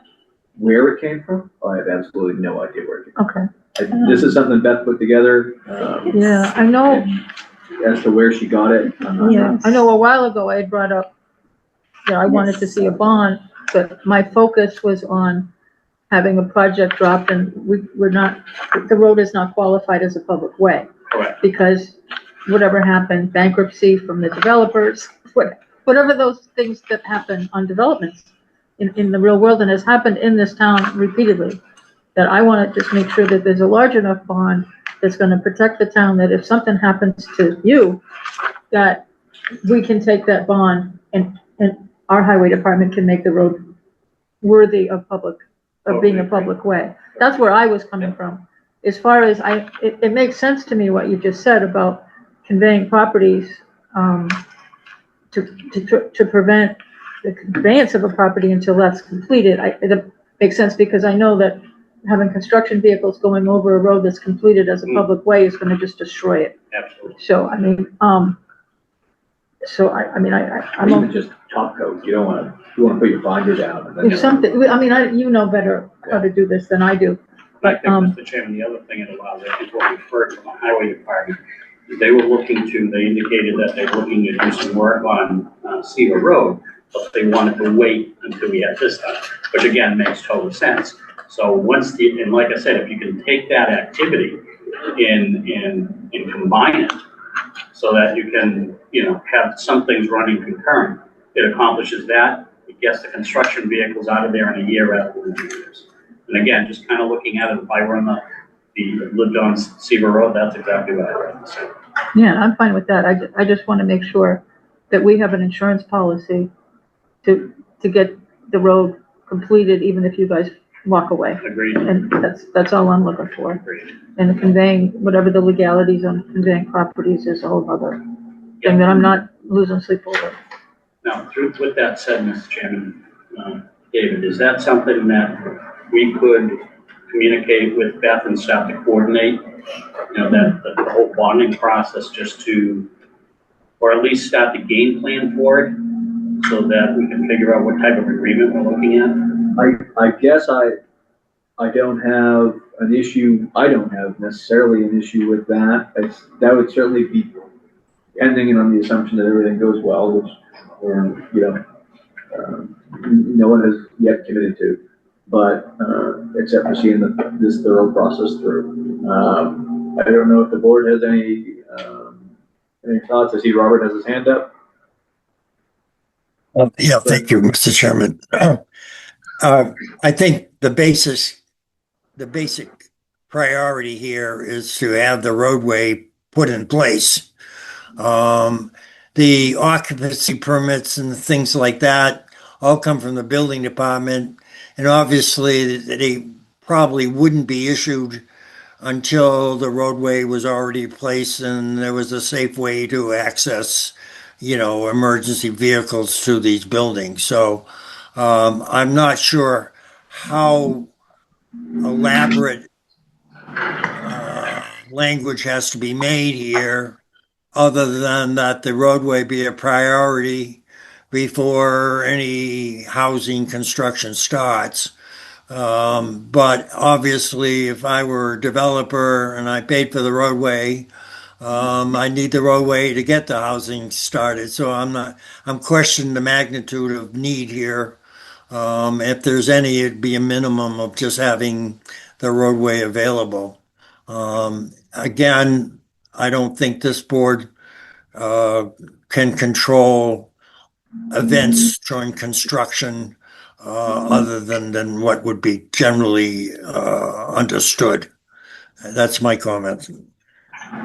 Okay. So I don't know if I got a lot of board feedback on the applicant's request to communicate or work with Beth on potentially figuring out what that could look like. Any comments directly on that? No, I mean, I don't think it'd be a horrible idea with the understanding that this is not approved yet by any means, but I mean, I don't see a problem with it. I mean, you guys are gonna get some third-party estimates, I'm sure. Yeah. Basically, we just wanted to let you folks know that we'd be proactive on our end, so that there aren't any further delays. And that they are true to seeking security. Okay, so I think, are there any other questions on the draft decision? I don't have it. None. All right, I think we'd like to open it up to public comment. Sorry, wait a minute. We mandatory referral comments. We did not receive any. And I'll note we received a written correspondence. It was a butter letter dated today, or I don't know if I did read it, but the file is dated today. It was received today, 0 Seaver Road from the Sequence. We're in the back. So, thank you guys. Okay, now I'd like to open it up to public question or comment. May I? Sure, yes, you may. I had submitted an email to the planning board that was not. Was this the one from I did ask her about that, but I had too many notes in my head. When did you submit your email? The day of the last meeting in the morning. I think, I remember talking about this, because I think you weren't here, I think maybe John was, or the Seekmans were talking about, was this received or not? Let me go and, I just don't remember. Testing my memory. Let's just go in the folder and double check. July 21st. July 21st. Okay, that's the first. No, 27th. Oh, I said the. You did July 27th, or you only sent it to? Well, this one. We said just send this off. And this was So on that was on July. the 21st? Yeah. Okay. Was that the date of the last meeting? It was in the morning. They're asking. July 10th, I think, Mr. Chairman, that was Cohen's. Oh, there was a. No, that's right. Yeah. July 27th was Mr. Cohen's letter. I think Mr. Seekman, Ms. Seekman had one on July 10th. I think Mr. Cohen's letter was the 27th. That was the one that had raised comments about the turning radii for the driveway and us not taking that into account, and that he needed, a greater radius for his commercial vehicles through a residential district. Well, we let him discuss what. Yeah, no, that's not it at all. Anyways, I submitted the letter. Let me go through.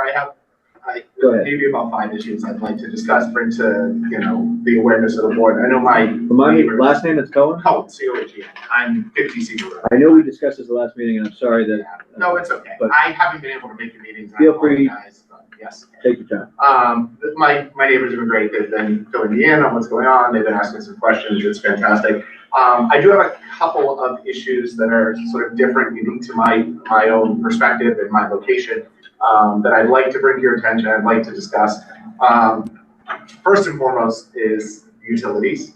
And I'm going to kind of go from the least intrusive to most. I'm going to start with the utilities. My utilities run along that roadway, and their proposed plan crosses over those utilities.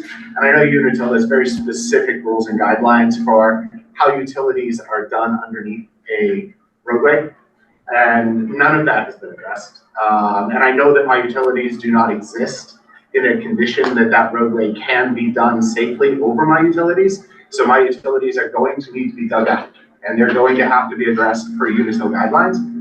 I want you guys to be aware of the disturbance that that is going to create all along, and that it is necessary to do that for them to be able to put their roadway from, in the cul-de-sac design that they're looking to do. They're going to cross my underground twice. So they will have to dig all of it up. It will have to be, at last I knew with Unitil, the last time I did it, completely encased in concrete. It has to be a certain length beyond the driveway access, and et cetera, et cetera. None of that has been addressed, and you guys are being given a lack of information in my. Do you have an easement? Excuse me? Do you have like a utility easement on their property? I do, yes. Yeah. So, but this is Unitil's requirements Yeah, for I how understand. utilities are put in. I would really love to see that addressed for the board to understand what is involved with that, and that they know, and that there's some guarantee that it's going to be done correctly and not incorrectly. No need for comment. I'm gonna just keep going. If I could, Mr. Chairman, when he's done. Sure, I'm okay with. letting Yeah, you that's fine. go. Do you want to go one by one? I mean, be my guest. Let's have you go all of them. Okay. Sometimes we as a group seem to get a little chippy when we go one by one. Sure, So- no worries. The second thing, I've lived there for 21 years. I've been maintaining that existing driveway. I've had to, regrade it. I've seen lots of different water disturbances. I've seen the water change through the years. At one point I lost my culvert on the Lunenburg side. Had to redo that, things like that nature. I understand that they have this massive water design in place to remove the water so this doesn't become an issue. But I'm curious how that is going to be maintained long term. Who's responsible when the ground heaves, when things move around, when the water changes, when we have these catastrophic storms, and there's buildup of materials and everything else that makes that design not work, not because of a bad design, but because I've experienced enough of it to know that nature is going to get in the way, right? I mean, I don't know how much you guys had to deal with the water experience of our flood a few years ago, but I was the president of the local synagogue, and the entire 15-foot basement was completely flooded, and it had never happened before. And I've watched through the years as this basement that used to be dry is now completely wet. So all the best laid plans change over time, and I would love to know who's responsible for maintaining that to work as appropriate, because if it doesn't, and then we all of a sudden wash out that roadway, wash out my driveway, and I no longer have access to my house, that's going to be kind of problematic. The next thing I'd like to sort of talk about, there is an issue with the way that they propose that my driveway is going to run. My driveway sits between those two stone walls. It is a straight line access. I run a construction company. I routinely have deliveries. I routinely have to have my backhoe moved in and out. I have lots of heavy equipment that come up and down that driveway. My long trailers come up and down that driveway. I'm not going to agree to any movement of my easement on that property. None whatsoever. I have an existing easement. That is what is agreed to. It is not going to change. There's nothing I'm going to agree to. So the plans as drawn in regards to my driveway are incorrect. So if you would approve anything based on these plans, it's not gonna happen. That easement's never gonna happen. The other problem that I really have is the plans themselves are not drawn appropriately because of the issues of 41 Cedar Road. So 41 Cedar Road has some property line disputes. 40, sorry, I was looking for the backup, you gave me the wrong number. 40, and to my understanding, if there is an ongoing dispute with property lines, you know, how are you even going to entertain this proposal to begin with? Because you're not supposed to make any determination for a drawing that is over disputed property lines. And that drawing was misrepresented to you because it does not have that disputed property drawn correctly on your drawings. The other things that the last thing that I want to discuss, I've been in the industry for 30 years. I've built houses, I've helped create lots, I've done all this sort of stuff. To my understanding, and please, as the planning board, tell me if I'm incorrect, you are verifying that you are approving a road extension of about 1,000 feet. Then the town of Townsend, in order to have a buildable lot, you need 200 feet. And I know Robert has expounded and seemingly, you know, stumped for the applicant that it's just 3 houses. But there's no guarantee that it is 3 houses. If you approve this at 1,000 feet of frontage, what guarantee is there that this is in fact going to remain 3 houses after the extensive amount of work that they're doing on drainage, and not some sleight of hand or misrepresentation that says now after looking at it, we've decided we don't want to do that, we want to do something much more intrusive, not necessarily in the best interest of the town. They're asking for a waiver for the financials that go along with how this is actually going to make sense money-wise. And I think that to me is a little scary, right? I would love to know how the numbers actually make sense for this massive development of a cul-de-sac and water reclamation project for just 3 homes. My fear is you do not issue building permits. You do not issue zoning, you know, waivers or things of that nature. You're just approving a road extension. And so while I appreciate Robert stumping for the applicant saying it's just 3 houses, what are we doing here?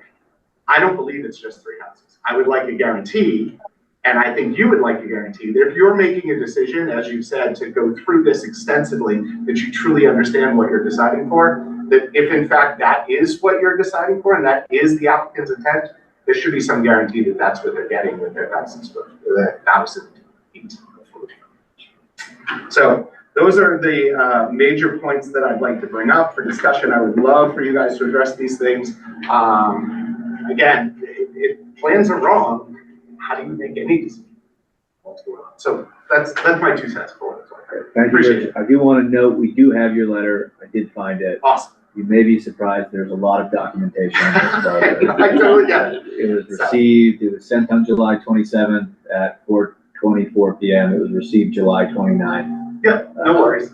So, I know, and just because I sent it doesn't mean you got it the same day as Beth. Yeah. Hours and blah, blah, blah. I totally get it. we do have it, and I do think I remember reading it. But, so Wayne. Through the chair, thank you, Mr. Cohen, for your comments. I just wanted to, so I understand Mr. Cohen's been doing this for 30 years.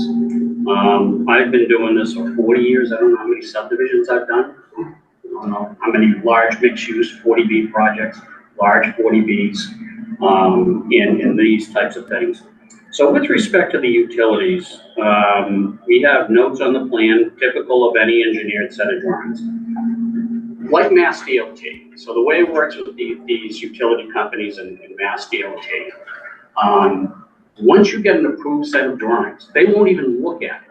And I know Boss Kimball up at Unitil, he won't even look at it until we have this approved set of drawings. Same thing with MassDOT. You can speak with them informally, MassDOT that is, but they won't issue a permit until they receive a set of approved drawings that have been approved by this board. That's just the way it is. It's the way it's always been. So with that said, the drawing, so to the point where alteration of Mr. Cohen's utilities are proposed under the roadway, it's a separate system. We're gonna have our own electrical, telephone and cable through its own conduit through the site. To Mr. Cohen's point, he did raise a proper point, and the point was that if the utilities, his utilities are under pavement, they are required to be concrete encased. That would happen at that point in time of the construction of the project. But we are directed by Unitil as to where, if they want a transformer, if we show one transformer on the plans, and Unitil says, well, based on the feed and the wattage, the voltage, the amperage of our system, you're gonna need 2 transformers, then we have to go with 2 transformers. They kick it back to us, we update the plans, we issue it to the contractor, that's what he runs with. As part of that, they'll have their own details that we would provide showing the concrete encased conduit. So with that said, there are no plans to alter Mr. Cohen's utilities. We are relocating a pole. That pole that is relocated does feed Mr. Cohen's utilities. And again, he has an easement on Belvedere's property.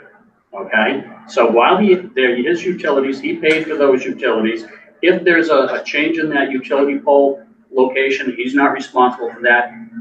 If there's a minor modification to the conduit to him, that would be coordinated with the contractor and him, giving ample time to know that it's basically a quick connect by the time you do that. That addresses the utilities. The stormwater, as I've said to this board before, the stormwater regulations here in town have changed dramatically. We filed with the town, and then a month and a half later, as these folks know, the stormwater regs had changed, and we had to comply with it.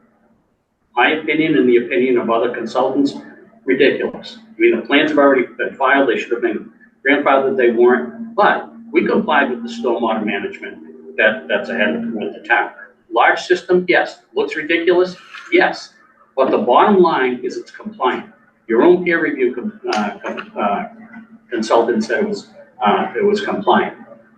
So this kind of ties in with Mr. Cohen's comment, the last one, about the 1,000 foot of frontage. I looked at this subdivision, this piece of property, and I saw 4 lots. I reached out to my client and I said, okay, so the preliminary plan showed 3 lots. I can get you 4 lots out here. Do you want to go with 4 lots?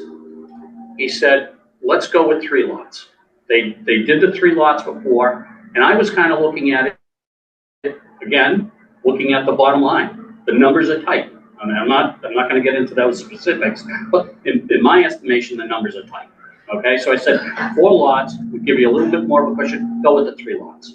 That's why you have 3 lots. That stormwater management system, Mr. Chairman, is sized for the roadway in the 3 lots. That is not going to change. Okay, and in terms of the development potential on the property, we have 3 lots. We have a stormwater basin. We can't run a driveway through the basin. We've got one on a gradient of it. But there are reasons why we have 1,000 foot of frontage, that with 600 of it being consumed by the lots. That 1,000 foot of frontage is also part of that 3/4 foot wide strip between those properties. So with that, the stormwater concerns that he has, I think, just kind of looking at these storm events that we've had recently, a couple of weeks ago, we got whacked pretty good. We got whacked. There's no question. But with these stormwater regulations that are now in place, it's taking that into account. The stormwater system as designed is taking some of that runoff, which currently runs down Seaver Road. When the board came out, I don't know if you folks remember when we met at the site, and I pointed out the rills in the driveway. I said, this is where the stormwater comes down. This is why we're putting in a curved gutter system. But the stormwater comes all the way down Seaver Road to the low point, so it feeds that area where Mr. Cohen finds it's difficult to pass and repass at times. A bit of that stormwater runoff is now, it does make its way to the wetland eventually, but we're now taking it through the stormwater basin. Okay, so it's not going to that low point. Theoretically, he should see a reduction in that area, okay, based on where everything's being routed. I know he doesn't want to hear it, but that's just the way the numbers play out. That's what Hoyle Hanna had reviewed.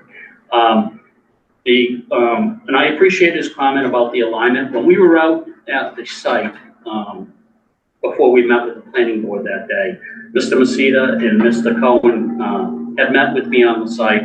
Mr. Cohen had come up, voiced his concerns about anything going on out there. And I did explain to him, I had plans out. I said, this is what we're looking at.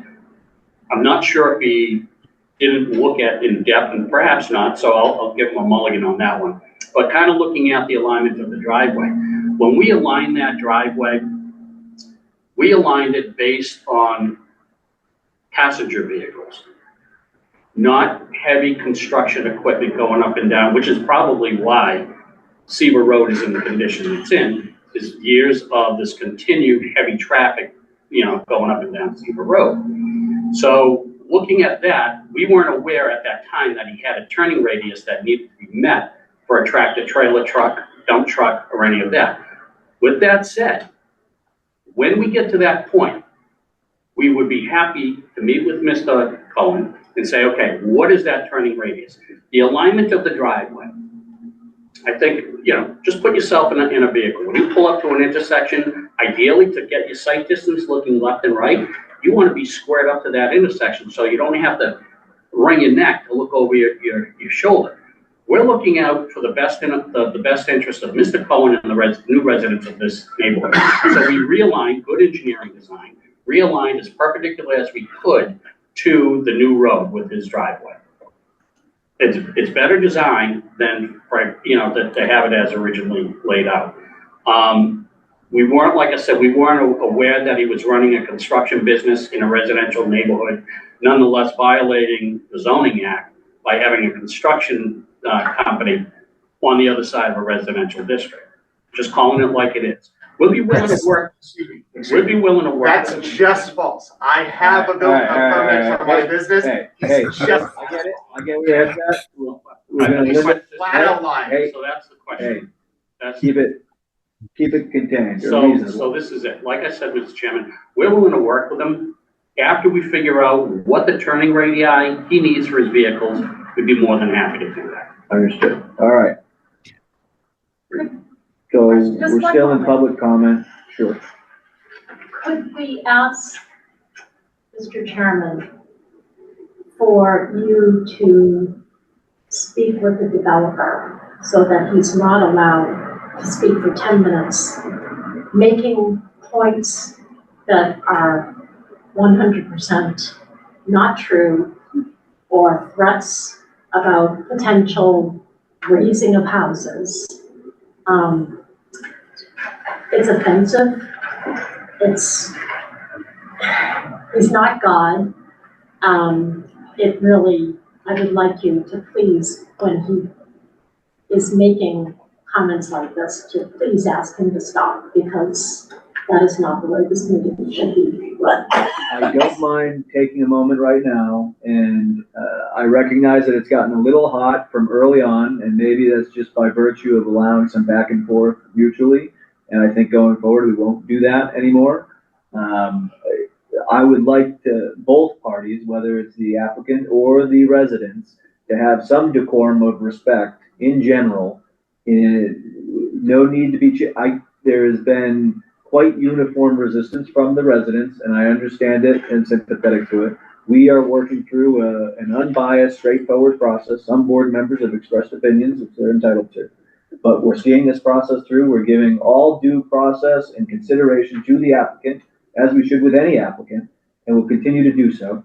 And as we just maintain level heads and respectful speech, I think we'll be okay. So we got public comment. I will limit public comment, but you've already spoken. I saw John's hand up. I'd like to go to John. Okay. Well, I had spoken earlier about the waiver, you're talking about the waivers, and there were some more rules. I gave one, there are others. Does the plan still include the reservation strips?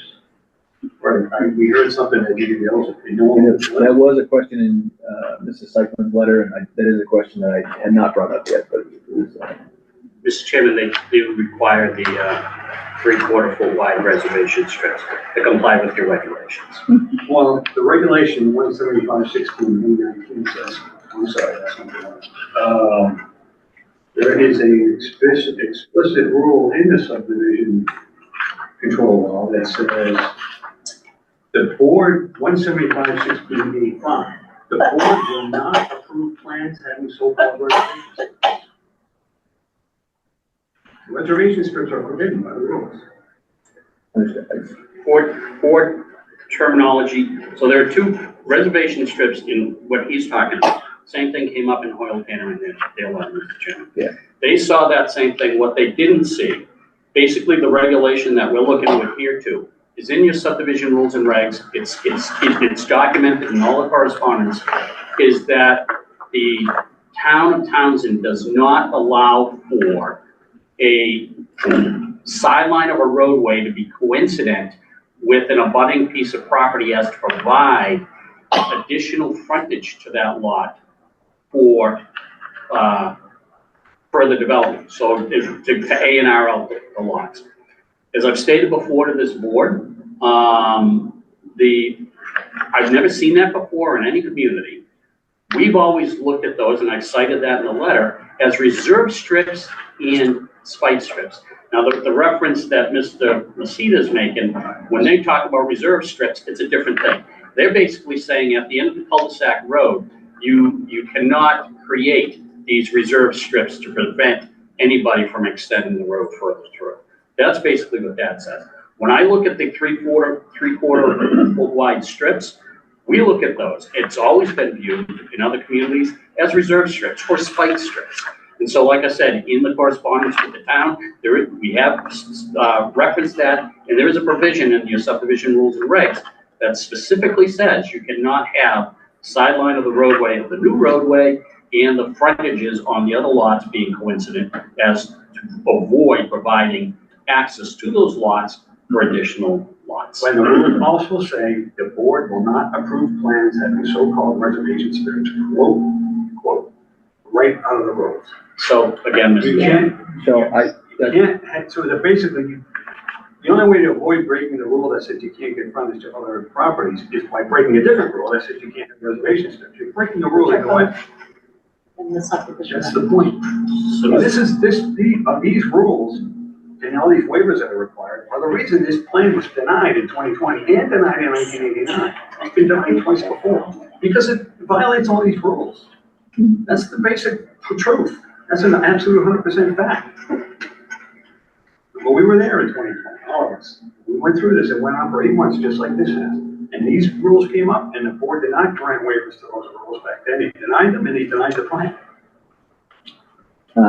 John, do you have other ones that you wanted to mention too? The minimum width, yeah, there's a, I think probably they've all been covered at this point. I mean, I talked about the multiple ways in and out, reservation strips, or the one about giving frontage to other property.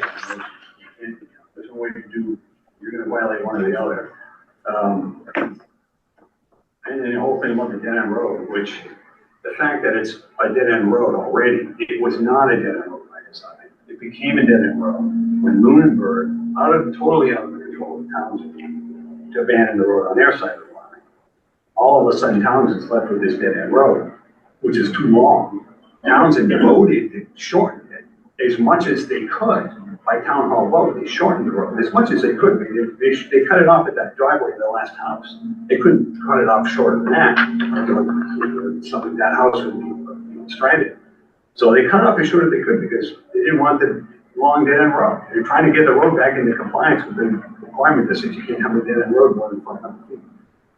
The last thing you want to do now is make it longer. I mean, the analogy to that would be if you're driving along, you're going 40 miles an hour, and then you see the speed limit sign says speed limit 25, and you're going 40. You would say, oh, well, I'm already over the limit. What the heck, I might as well go 60. Like Right? you, John. Well, no, of course I would have do that, but you know, that's the point. That's the point, though. Once you're over the limit, the last thing you want to do is go farther over the limit. That makes it just worse. That's even worse. That's even worse than a brand new road. I mean, you know, and then, so no, I think, you know, again, that's a waiver that frankly, I don't think should be granted. You know, and then there's the entire question, which I don't ever think got resolved, since the town did vote to truncate the road. Basically, if you approve it, you know, you're overriding that town vote. You're overturning the town vote. And it's not clear that the planning board is the legal authority to do that. I spent a substantial amount of time researching this. I know in Townsend it's never happened, where the town voted to discontinue a road, abandon a road. And then subsequently the road got reopened as part of the subdivision. Public way or private way, either way. I looked for any example of that in the history of the entire state of Massachusetts, and I couldn't find one. I spent hours. Now, I'm not a lawyer, but I spent hours online in libraries was trying to find one example, one prior case where a town voted to discontinue a road and then subsequently that road was reopened as part of the subdivision. Yeah, because the planning board approved the subdivision. I couldn't find a single instance in the entire history of the state of Massachusetts. It's not clear at all that you even have the legal authority to do it. It really isn't. I mean, I definitely should, you know, confer with town council. You know, I mean, I would recommend you defer with town council on that. Because it could be a giant mess if you approve it, and it turns out, oops, you actually have to go back to the town for a vote before you can even approve it. Okay, thank you, John. I want to go through all the public comments. So do we have, I see, Mr. Seekman, it looks like, has his hand up. Go ahead. Thank you very much, Mr. Chairman. I think applicant's engineer has made clear, I've heard through many meetings over the last several months, that Townsend subdivision bylaws appear to be much stricter than at least he believes other towns are. Fact of the matter is, though, that bylaws are the bylaws. You can't simply ignore them. You could ask for waivers and perhaps waive them. The bylaw 16A5 that prohibits reservation strips is a bylaw. It may not exist in other towns, but it does exist in Townsend. The other attempt that seems to have been made is to rewrite it. There was an exchange with the consulting engineer. The response by applicant to that was to rewrite that, to limit it to the way I think Mr. Bellick believes other towns have these, where it's limited to reservation strips within the subdivision. That's not what Townsend's bylaw says. It specifically says further extensions of the developments. To try to wave away and gloss over this problem they had, they mischaracterize that as the development. The law doesn't say the development. Your law says extension of developments. And as Mr. Masita pointed out, not only is that a problem, the problem is they're between a rock and a hard place. They have rule 16A5 that says you can't approve plans that have reservation strips. And then 16B15 says they cannot have a plan that allows an abutter to develop A&R. Without that reservation strip, 40 Seaver Road will be able to develop A&R. So they're get out of it by rewriting the rule. It may be frustrating as heck if I was the engineer that you have this particular idiosyncratic rule that's much narrower than other towns, but this is the rule. This is the town here before. And one other point, if I may, their engineer indicated with regard to Richard Cohen that he'd be happy to work with them. This has been pending for almost a year. It goes back many years. I'll just point out that that hasn't been resolved. That could have easily been resolved in the past, just like this access, this reservation strip, which will deny 40 Seaver Road access to the house, will not have legal access to the house if there's a reservation strip there. I keep hearing, oh, we'd be happy to work with you guys. I don't think it's in the town's best interest to have approved plans that permanently deny one of their existing homeowners access legally to the residents. That's just not a very tenable position for a town to be in. Okay. Is that it, Mike? Yeah, okay, thank you. All right, anybody else? Yeah. Just very quickly, I looked today at the planning board mission, and the first sentence is, the mission of the planning board is to preserve and enhance the quality of life for individual residents. That's us. Not to bend over backwards, approve 19 waivers, break bylaws for people coming in to make money. That's all I have to say. Okay, anybody else? Excuse me, Mr. Chairman, this person's name and address for the record. You sign into the sign? Ann Stevens. Thank you. Mr. Cohen, you got another comment? Yeah, I would just like to address. As long as you keep it respectful. I will absolutely. I was not disrespectful. Okay, I was accused okay. of inappropriate actions as a business person. Falsely. And so I apologize for being vocal, loud about it, but when one's integrity is, questioned in a public meeting, it requires you to act. As Cheryl pointed out, the accusatory nature or the defamatory things that have been said or the ridiculousness that was meant to provide an example have come from there. So I apologize for my volume, shall I say, not necessarily the tone of the volume.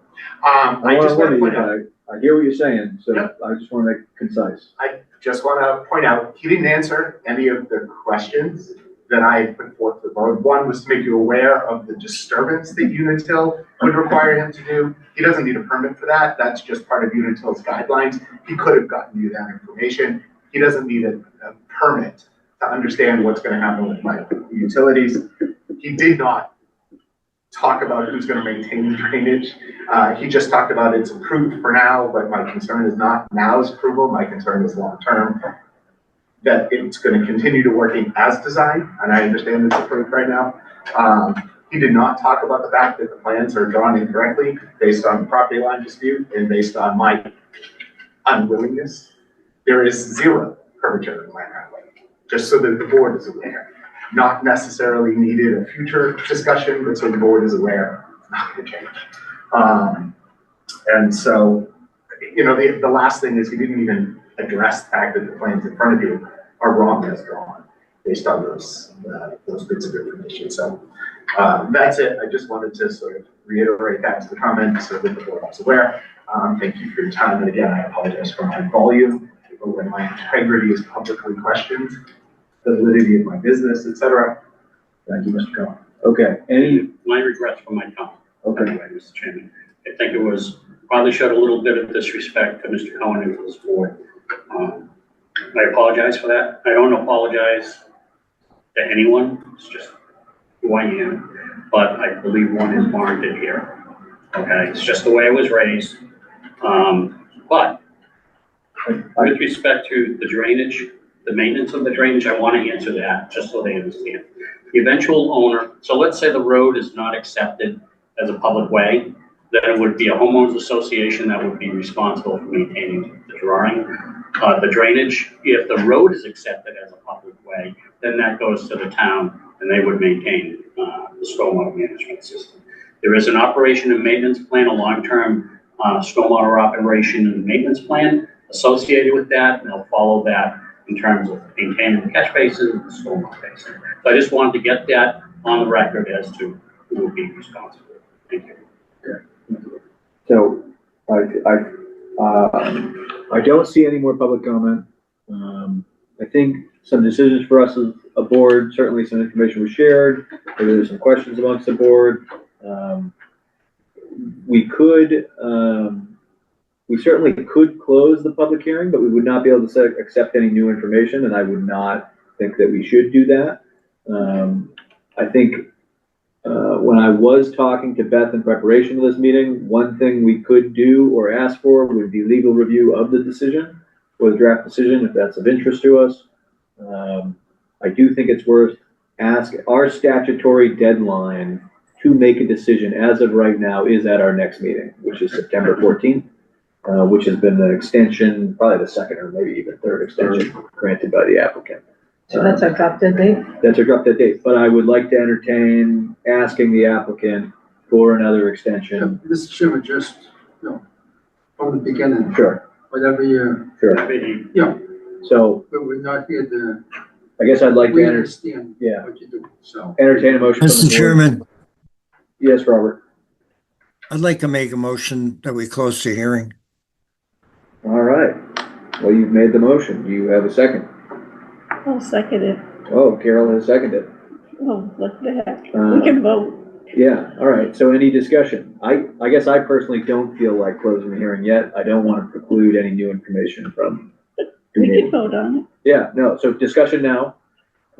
Any other discussion? Yeah, I'm really concerned that if we close it now, we've got work undone. The decision, the draft decision it's not, there's issues with, we need to make corrections to the draft.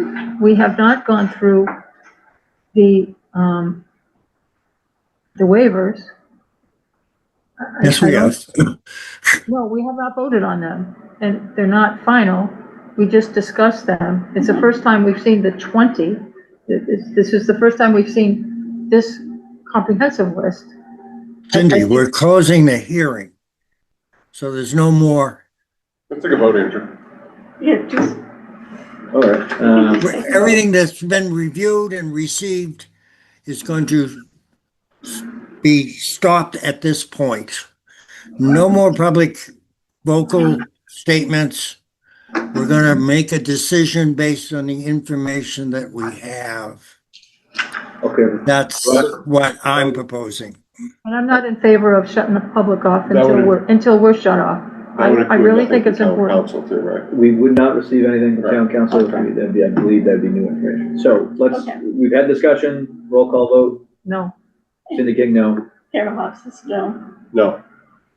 Andrew Shepherd, no. Robert? Yes. Okay, so that's 4 no's and 1 yes. So the motion does not pass, but I appreciate you making it, Robert. So I'd like to entertain a motion to request the applicant an extension, and I'm just gonna say till, give it a month to be safe, October 5th. I don't know what the formal language is, but to extend our statutory deadline to, So moved. so moved. On the public record, we agree, and if you need anything signed, just send it. We're gonna have that sent over. We'll get So- that here. I'll second it. I hate putting it off, guys. We want to get this right. Oh, absolutely, totally agree. Totally agree. Let me just make a note. I think we all agree we're not done. Hold on. And we're not dilly-dallying, we're trying. Okay, so motion's been made, seconded, roll call, any discussion, roll call, Cindy King, aye. Carol Hofstas, yes. Rick King, yes. Andrew Shepherd, yes. Robert? Can you clarify what we're voting on here? We're voting our statutory deadline to make a decision on this is the next meeting, September 14th. The motion that was made was to request to the applicant, accepting the extension to October 5th. I would vote in favor of doing this at the next meeting. Okay, as of right now, would you be a yes or a no?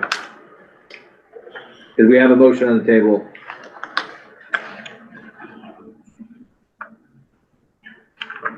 The motion on the table is Can to extend this. To extend our deadline to make a decision till October 5th. No. Okay, all right, so we've got 4 yeses and 1 no. So, I'd like to entertain a motion to continue the hearing. I guess before we do that, do we think we need to run the draft? I mean, we want to get draft decision by town council. We haven't voted on the waivers yet, and I think he might have weigh in on the waivers.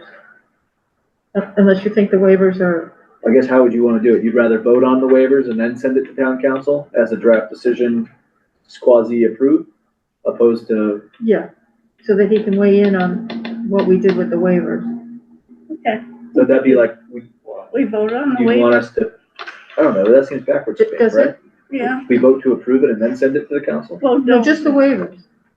We haven't voted I on the would, waivers. I would want him to review the legality of the Waivers. waivers personally. We may be Before we vote? voting on something that maybe we can't vote, you know. Okay, that yeah, makes sense. I mean, All right, yeah, that makes more sense, all right. because if he comes back, Because you guys can't do that. Before we send it to Adam, yeah. though, I'd like that last paragraph rewritten. before let's rewrite it so he weighs in on whatever we're gonna say on that last paragraph. The So one with the bond and all that. I know there's been feedback from the applicant on that, as he mentioned and discussed. I know you shared, your thoughts, Cindy. Being that we don't have it in front of us, or specific language in front of us, maybe we'd ask Beth to take her best stab at it and then send that version. Would that be, and include our feedback? Yeah. Okay. I'm gonna make a note. Could somebody make that as a motion second? So what? All right, let's. Okay, start over again. What was it? So you want to add language about the bond? Maybe we'll simplify it. I think can have the understanding that we're gonna ask Beth to just go over the draft decision, include review feedback she received, while she was out of office. And then, if any minor changes need to happen. Okay, I'm gonna make a motion that we send the draft decision as is with, on everything else. I'm moving to send the draft decision with edits on the last paragraph made by Beth to town council. When you say last paragraph, let's just be specific. F. I just remember it's the last paragraph. It is, I don't have it. I think it's section. Everything got it ordered here. Section 8F. That number has changed. You originally had that at 19. It's now 20 because I've added the holiday thing. That number Oh, that's right, the holiday thing. Okay. Yeah. Is this the one that you wanted? So it's titled, Okay, so it's F. F19, yeah, but for And- Wayne's, F19 and 20. which which I think we were okay with Wayne's suggestion about limiting any potential work on federal holidays, that would actually make it potentially 20 and 21. Right. Okay, Because he would be adding, about, I can't remember, I think it was in stormwater management, he added a number after 12. He added another one in 12, so that would bump everything down. Okay. So do we have We don't, that was only verbally conveyed, and that was, I think what I tried to say earlier, that Beth received that, but did not, this is okay, not, so Beth has the final, all right, she has Yes. red line edits that the Okay. applicant has provided, but she has not included any of those in what we reviewed here. okay. Some of as what Wayne shared, I think we found them largely to be reasonable. So let's just try to get a motion right here on a document that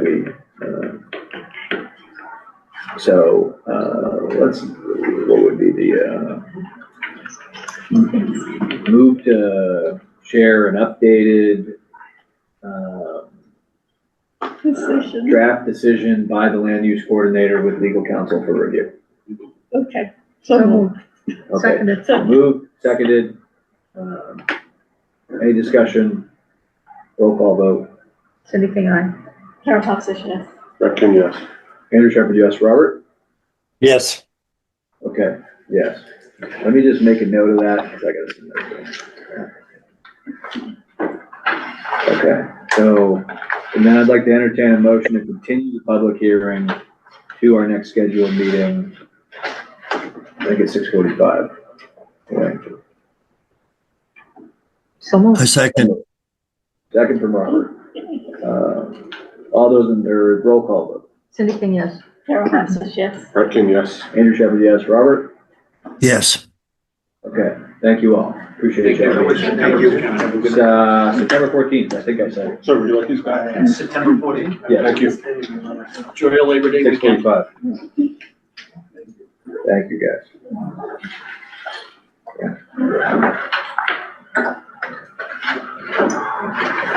Can we turn the air conditioner down a little bit? I turned it, You turned Or it turn it off. off? You can turn it Just a off. little I don't bit. wanna turn it completely off because whenever I do that, it doesn't come, I can't get it back on if we change it on. Oh, okay, just turn it. So I just I'm Very down. increasing the temperature Okay. so that it should, Okay. Shut down. I put it, if I change the temperature, it does, I don't screw it up, but if I turn it off, Oh, okay. I don't know how to, I can't. Okay. All right. One of these days, I'm gonna come in and get a lesson from Sabrina. Okay, Can I have a recess, please? yeah. Or, I don't know, motion to recess, 5 Yeah. minutes? 4 5 minutes? minutes? 5 minutes, 5 minutes? whatever, I just gotta go. At Is there a second? 8:51, I don't know, do we have to say the I'll time? make the motion, Carol seconds it. I'll second it. All those in favor, aye? Aye. Thank you, everyone. Thank you. Thank you. Sort of. Thank you, Hartley. Okay, we're back from our 5-minute recess. So we've got a few items. I don't necessarily, there's some items that have some time components to them, but at least at this hour, I think we can hopefully talk about them somewhat concisely and generally. And go from there. So It's not, okay. So there's one that Cindy has brought up prior, and I just want to talk about these more generally, and then Cindy, if you want to speak to it more specifically, I'm okay with that. But it's the consolidated local permit application for small clean energy infrastructure facilities. This is something coming from, do you know the agency off the top of your head? Department of Energy Resources. The Department of Energy Resources, where I believe there's an October deadline to have a type of consolidated permit. Yes. So there's that as a potential working item for us. There are the marijuana zoning bylaw amendments that came up at town meeting that we expressed the willing. Is there some kind of on the ballot question, something about marijuana? Oh, the state ballot, I think. Yeah, I was gonna say we I might, haven't read it though. So I think I've heard like it's full repeal potentially That's there's 9 questions. about marijuana. No, No. 9 questions. God. No, 9 questions on the ballot, but I think one of them has to do One of them, with marijuana. So I figured we probably don't want to do anything to see if it passes or not passes. I don't know. yeah, somebody's asking to have marijuana made illegal again in Massachusetts and It's already illegal. make it illegal. Oh, Undo illegal. that whole thing Oh, so that marijuana is now a crime. yeah. So I think, just to take a step back, I think these items in terms of under the heading planning board project discussion that I asked Beth to put on, I think we've got a lot of potential things that we've talked about, whether it's Robert's, what does he call it? Promoting wellness and green space and common areas. Whether it's maybe doing something more around Cindy's focus on sidewalks, the small energy, the road safety audit, which I think there's some excited opportunities in my mind of things we could do with that. I guess I wanted to just have a general talk with the board to see, we got to figure out how we want to most efficiently spend our time. Certainly I don't imagine the Seaver Road public hearing will continue through the rest of the year. I have I but at some point when that comes off,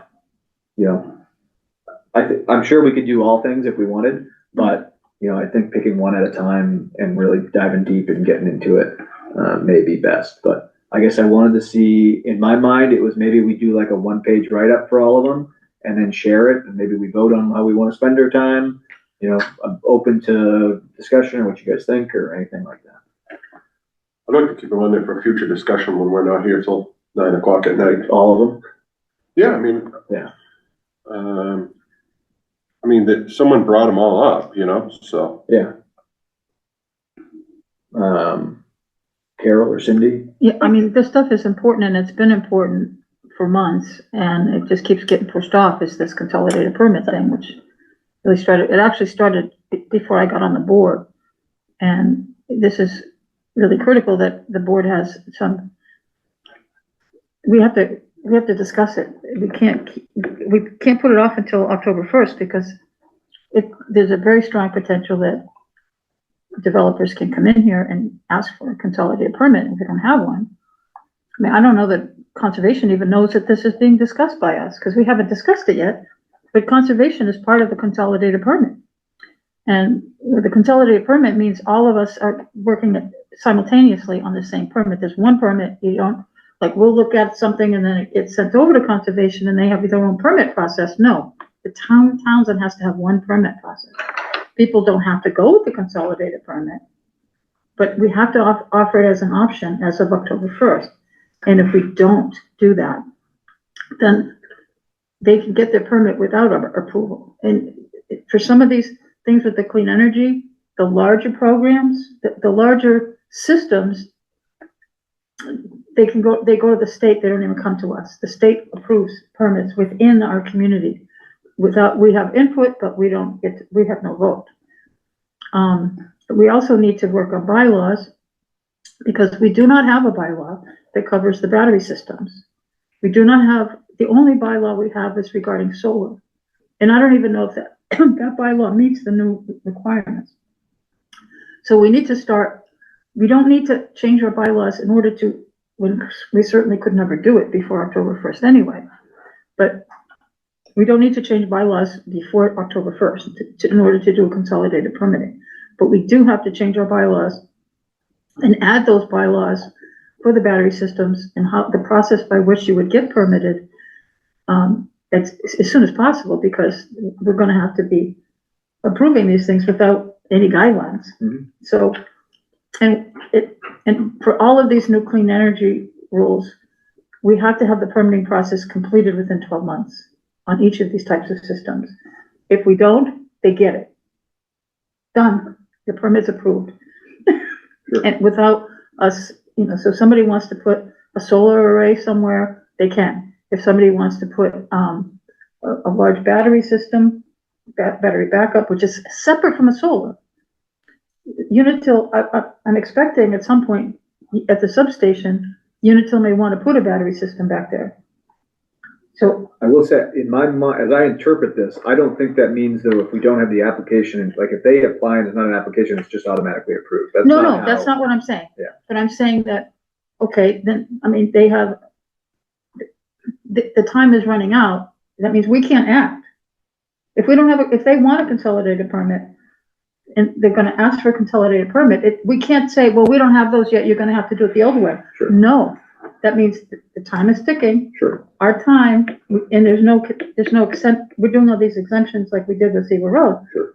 That is not there. We have to, all of our boards have to approve or disapprove within 12 months. So if we say, oh, we haven't gotten around to making the consolidated permit available, you're gonna have to wait. Okay, time starts the day they ask for the permit. Sure. So I'm not against, I don't want to. So by putting this off, if you wanna not discuss it until somebody tries to make an application, then we can discuss I it. don't think anyone said they don't want to discuss it. No, well, I've been asking to get it on the Is it our agenda for job, 6. is it our job to develop this permit? Is it the planning board's job? It's a planning board thing, yes.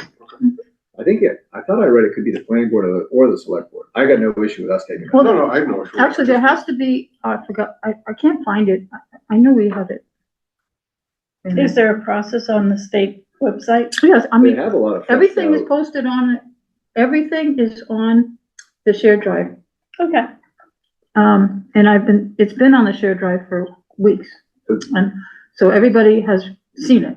Cindy, if I'm gonna take a step back, when I look at these, what I hear from you is that your number one priority, and I totally get the argument, Yeah, is let's make it number one. specifically the We What can do we do call that. We need to green energy permit. have the presentation here, which has been on the agenda. It's been, well, I think this might be the first time I actually got an agenda, but been asking for this for, when did I go to the training? When did I go to that training that you were gonna go to? It didn't seem like it was that It was long ago. before that. As soon as I got on the board, I know that there was a training that MRPC put out, and I said, oh, I need to attend this. And they were talking, and the short fuse was, oh, wait a minute, because it started July 1st, but the consolidated permitting starts October 1st. So this is already, the rules of process have been in place already, and we're not prepared for it. But it was all passed a year ago. So this is, I mean, I'm like, wait a minute, nobody's been talking about this, even though it. So I guess I just want to share my thoughts. I got no issue having it on the agenda or working on it. I do take umbrage, I guess, with the state, and I mean, like, some of the other stuff they push down on us, like I feel like they notify us, and maybe We've were been notified. Who We've been was notified. In fact, MRPC had you all got in the packet, I looked a through copy of the email. presentation Yeah. that was in January, Yeah. that MRPC gave out to all the communities, so that. How did they give it? I don't think we got that. I don't remember us reviewing that. Independent of But your training. It and came what- in, but I mean, clearly, Was it in a portal or was it something we were supposed to review and I missed it? This is, I don't know, but I don't know, but I don't have an This- issue this working is on it, but not- I this don't is feel not like it's a something fire that- drill at the last this has minute been- because they didn't tell us well. this was not getting, I mean, I've looked at the documents, you can go onto the website, this has been going on for quite some time, this is not something that the state just shoved down our throat this summer. No, but I don't think we need to rush it. I know the deadline's October, but if we ended up ratifying it in November because we were deliberate and thoughtful about it, that doesn't bother me personally. We could start, if we don't have much, we could start working on it. Yeah. Make it, I mean, we got a lot of this stuff off our plate. I think the only thing hanging over our head now is Cedar Road, right? I mean, who Yeah, knows, yeah. who knows what's gonna come up in the future, but, Sure. I mean, as of right now. So maybe we make, so should we have like This a is working not at all. session to work on this bylaw I think so. Well, to work on the whole, I mean, because or the I process of haven't the even- application or whatever? Yeah. even to go over what has already been sent out, so that we can have an understanding of everything that I know about it, Okay, and so that I can share it. I can't find, I mean, I don't know where it went. You know, Cindy, it was MRPC that presented it to you. I saw it in the portal. Well, it was first presented, MRPC first made the presentation last January. I was not on the board yet. I didn't even know it was happening. But neither did I went any of to, us. I went to an MRPC presentation in, probably May. And that's when I said, holy shit, we don't know anything about this. And, cause it's the first I heard about it. But it was, I mean, I heard it from MRPC, so I must have been part of the planning board. And then I brought it up. And then I let you guys know about that training that I went to in Maynard, and the state was making the presentation. And there's another presentation coming up as well, another one. Specifically on this? But it's really, it's a big From deal. MRPC. No, it's the state. Oh. The state, and different towns are sponsoring the trainings in order to help the regional Well, I'm areas wondering if get it's more worth- educated. This has been like, Cindy, I hear what you're saying. I know, I'm, Yeah, go ahead, Lori. If I may, may I make a suggestion that you speak with the building inspector and the conservation chair and see if you can't get, as Carol stated, a work session with him there. He is the building inspector for many communities, and he may already have, he's already talked about a composite permitting process. So maybe get him in the room with conservation and all of you guys have a discussion, and he may be able to lead you in the right direction. Just my thought. That Lori sounds like him having an interest in a composite process.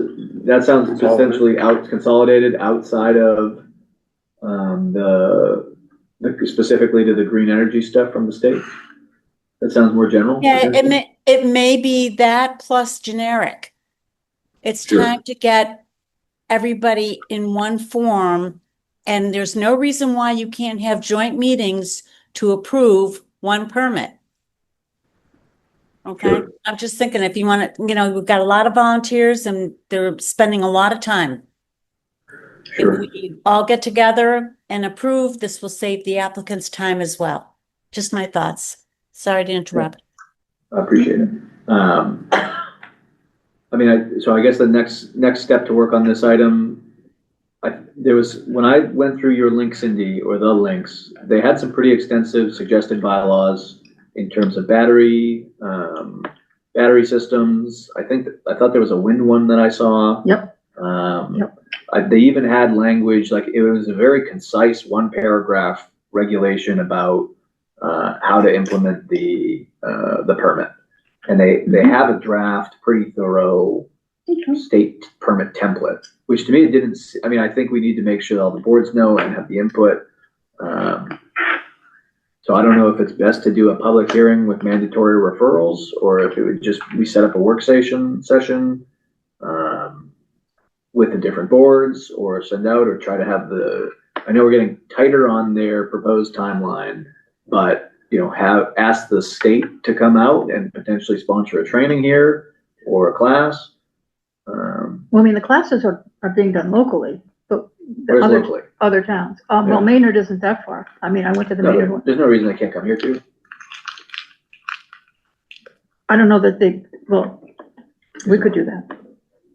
I just shoot But I that mean, idea. the regional trainings are Yeah. not just for town, like, Sure. you know, But the templates are already there. We could just take the we template just, to work on. we've already got all the information we need. We just need a, I mean, I just need time at a meeting to present it. We could have I mean, I already got it. Would you so present you it? got it? Okay, That's what I've been trying to do for it, but okay. We You give know? you the time. Do you want to do a joint meeting and present it? Yeah, should we, I'm not sure in terms of timeliness, how many joint members we would get, but whether we do it with the select board or the, Building guy, like Gloria but had he's kind said. of flexible, I think. Well, I don't know if he's actually flexible, but he's not really a committee. I guess Concom. No, who's the other one but that if we work- if he has input to the You would have process, to be the approving authority, right? Well, everybody is, but you would have to also go. so through he him. would you Yeah. probably want him in the Yeah, I mean, meeting. we certainly invite him. And invite his comments. Conservation, I mean, would conservation be involved if it wasn't? Oh, yeah, they're part of the, conservation's one of the, is zoning part of it? No, zoning's not part of it, is it? that would be on an appeal, I think. But, So let's, Would you, we could, I mean, we could, I don't know, I think we need to schedule an additional meeting before the 14th, but, let's make sure that we have, make it part of our meeting business. And I think there are some draft regulations or specific, and we'll have to take a presentation by you, Cindy. We'll have the draft regulations and, application in the folder, and we'll ask Beth to reach out to, Concom, building inspector, maybe even send out a notice to all departments, about what we're working on. And what do we have on the 14th now? Just Seaver Road, right? As far as, For some reason, I seem to not know whenever I ask Seaver Road to come back at 6:45 or whatever day. thought it was October 5th that we were making a decision. Extension, that's to make a That's decision by, That's the correct decision. but correct. but So we did continue the public hearing until the yeah, 14th. my point is, I don't always know, so I think it's only Seaver Road, but who knows? I don't think anything else is any public hearings posted. There's no legal notices out there, I don't think. Yeah, well, I mean, like, I didn't know, I mean, I knew once the agenda came out about 12 Dudley Road, like, I don't think I expected that one. I guess it depends what comes in. Right. Something else comes in. So, well, let's tell Beth, nothing else. Right? If something comes in, we'll put them off till the 28th and have Cindy's presentation on the 14th and say we're full. Can we do that? potentially, yeah. I mean, I think, prioritize, what do we call this? This is called consolidated. Clean energy.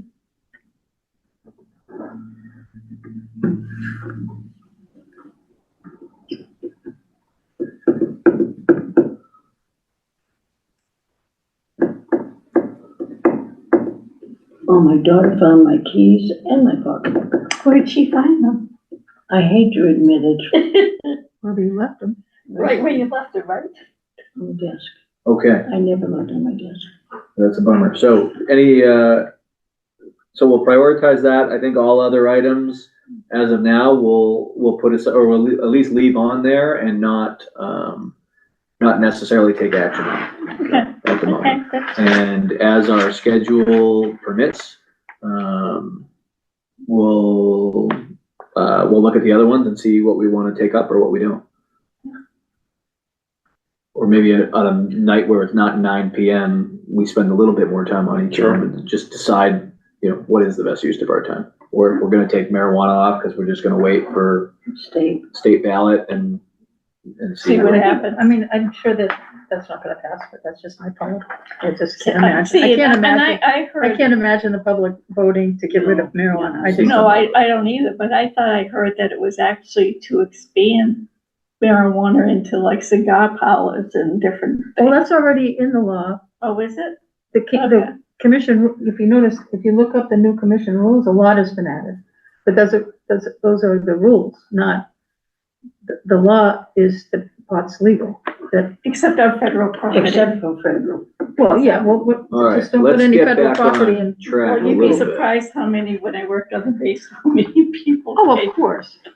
So I think in terms of just being respectful That of was our always- time, But they got arrested. I'm not Hey, seeing anything else that we need to jump into except for notices from budding towns. I guess we could either read them now or postpone them to the next meeting. Postpone to the Well, next. whenever they're postponed, they never get raised. Cindy, would you try to do the most judicious synopsises I don't even, if we have, fair enough. Let's post, well, let's see. there's a lot of them. How's this? Let's entertain, a straw poll of postponing, or Postpone. I think there's a uniformity to postpone. Yeah. So, Like, okay. So our next meeting, we've got September 14th, we've got September 28th, October 5th, and October 19th. Say those again, please. Yep. Oh, they're right there. Oh, all right. Yep. Yeah. Would like to entertain a motion to adjourn. I'll make a motion to adjourn at 9:16 PM. Second. Second, all those in favor? Aye. Thank you very much. Thank you, TCAM.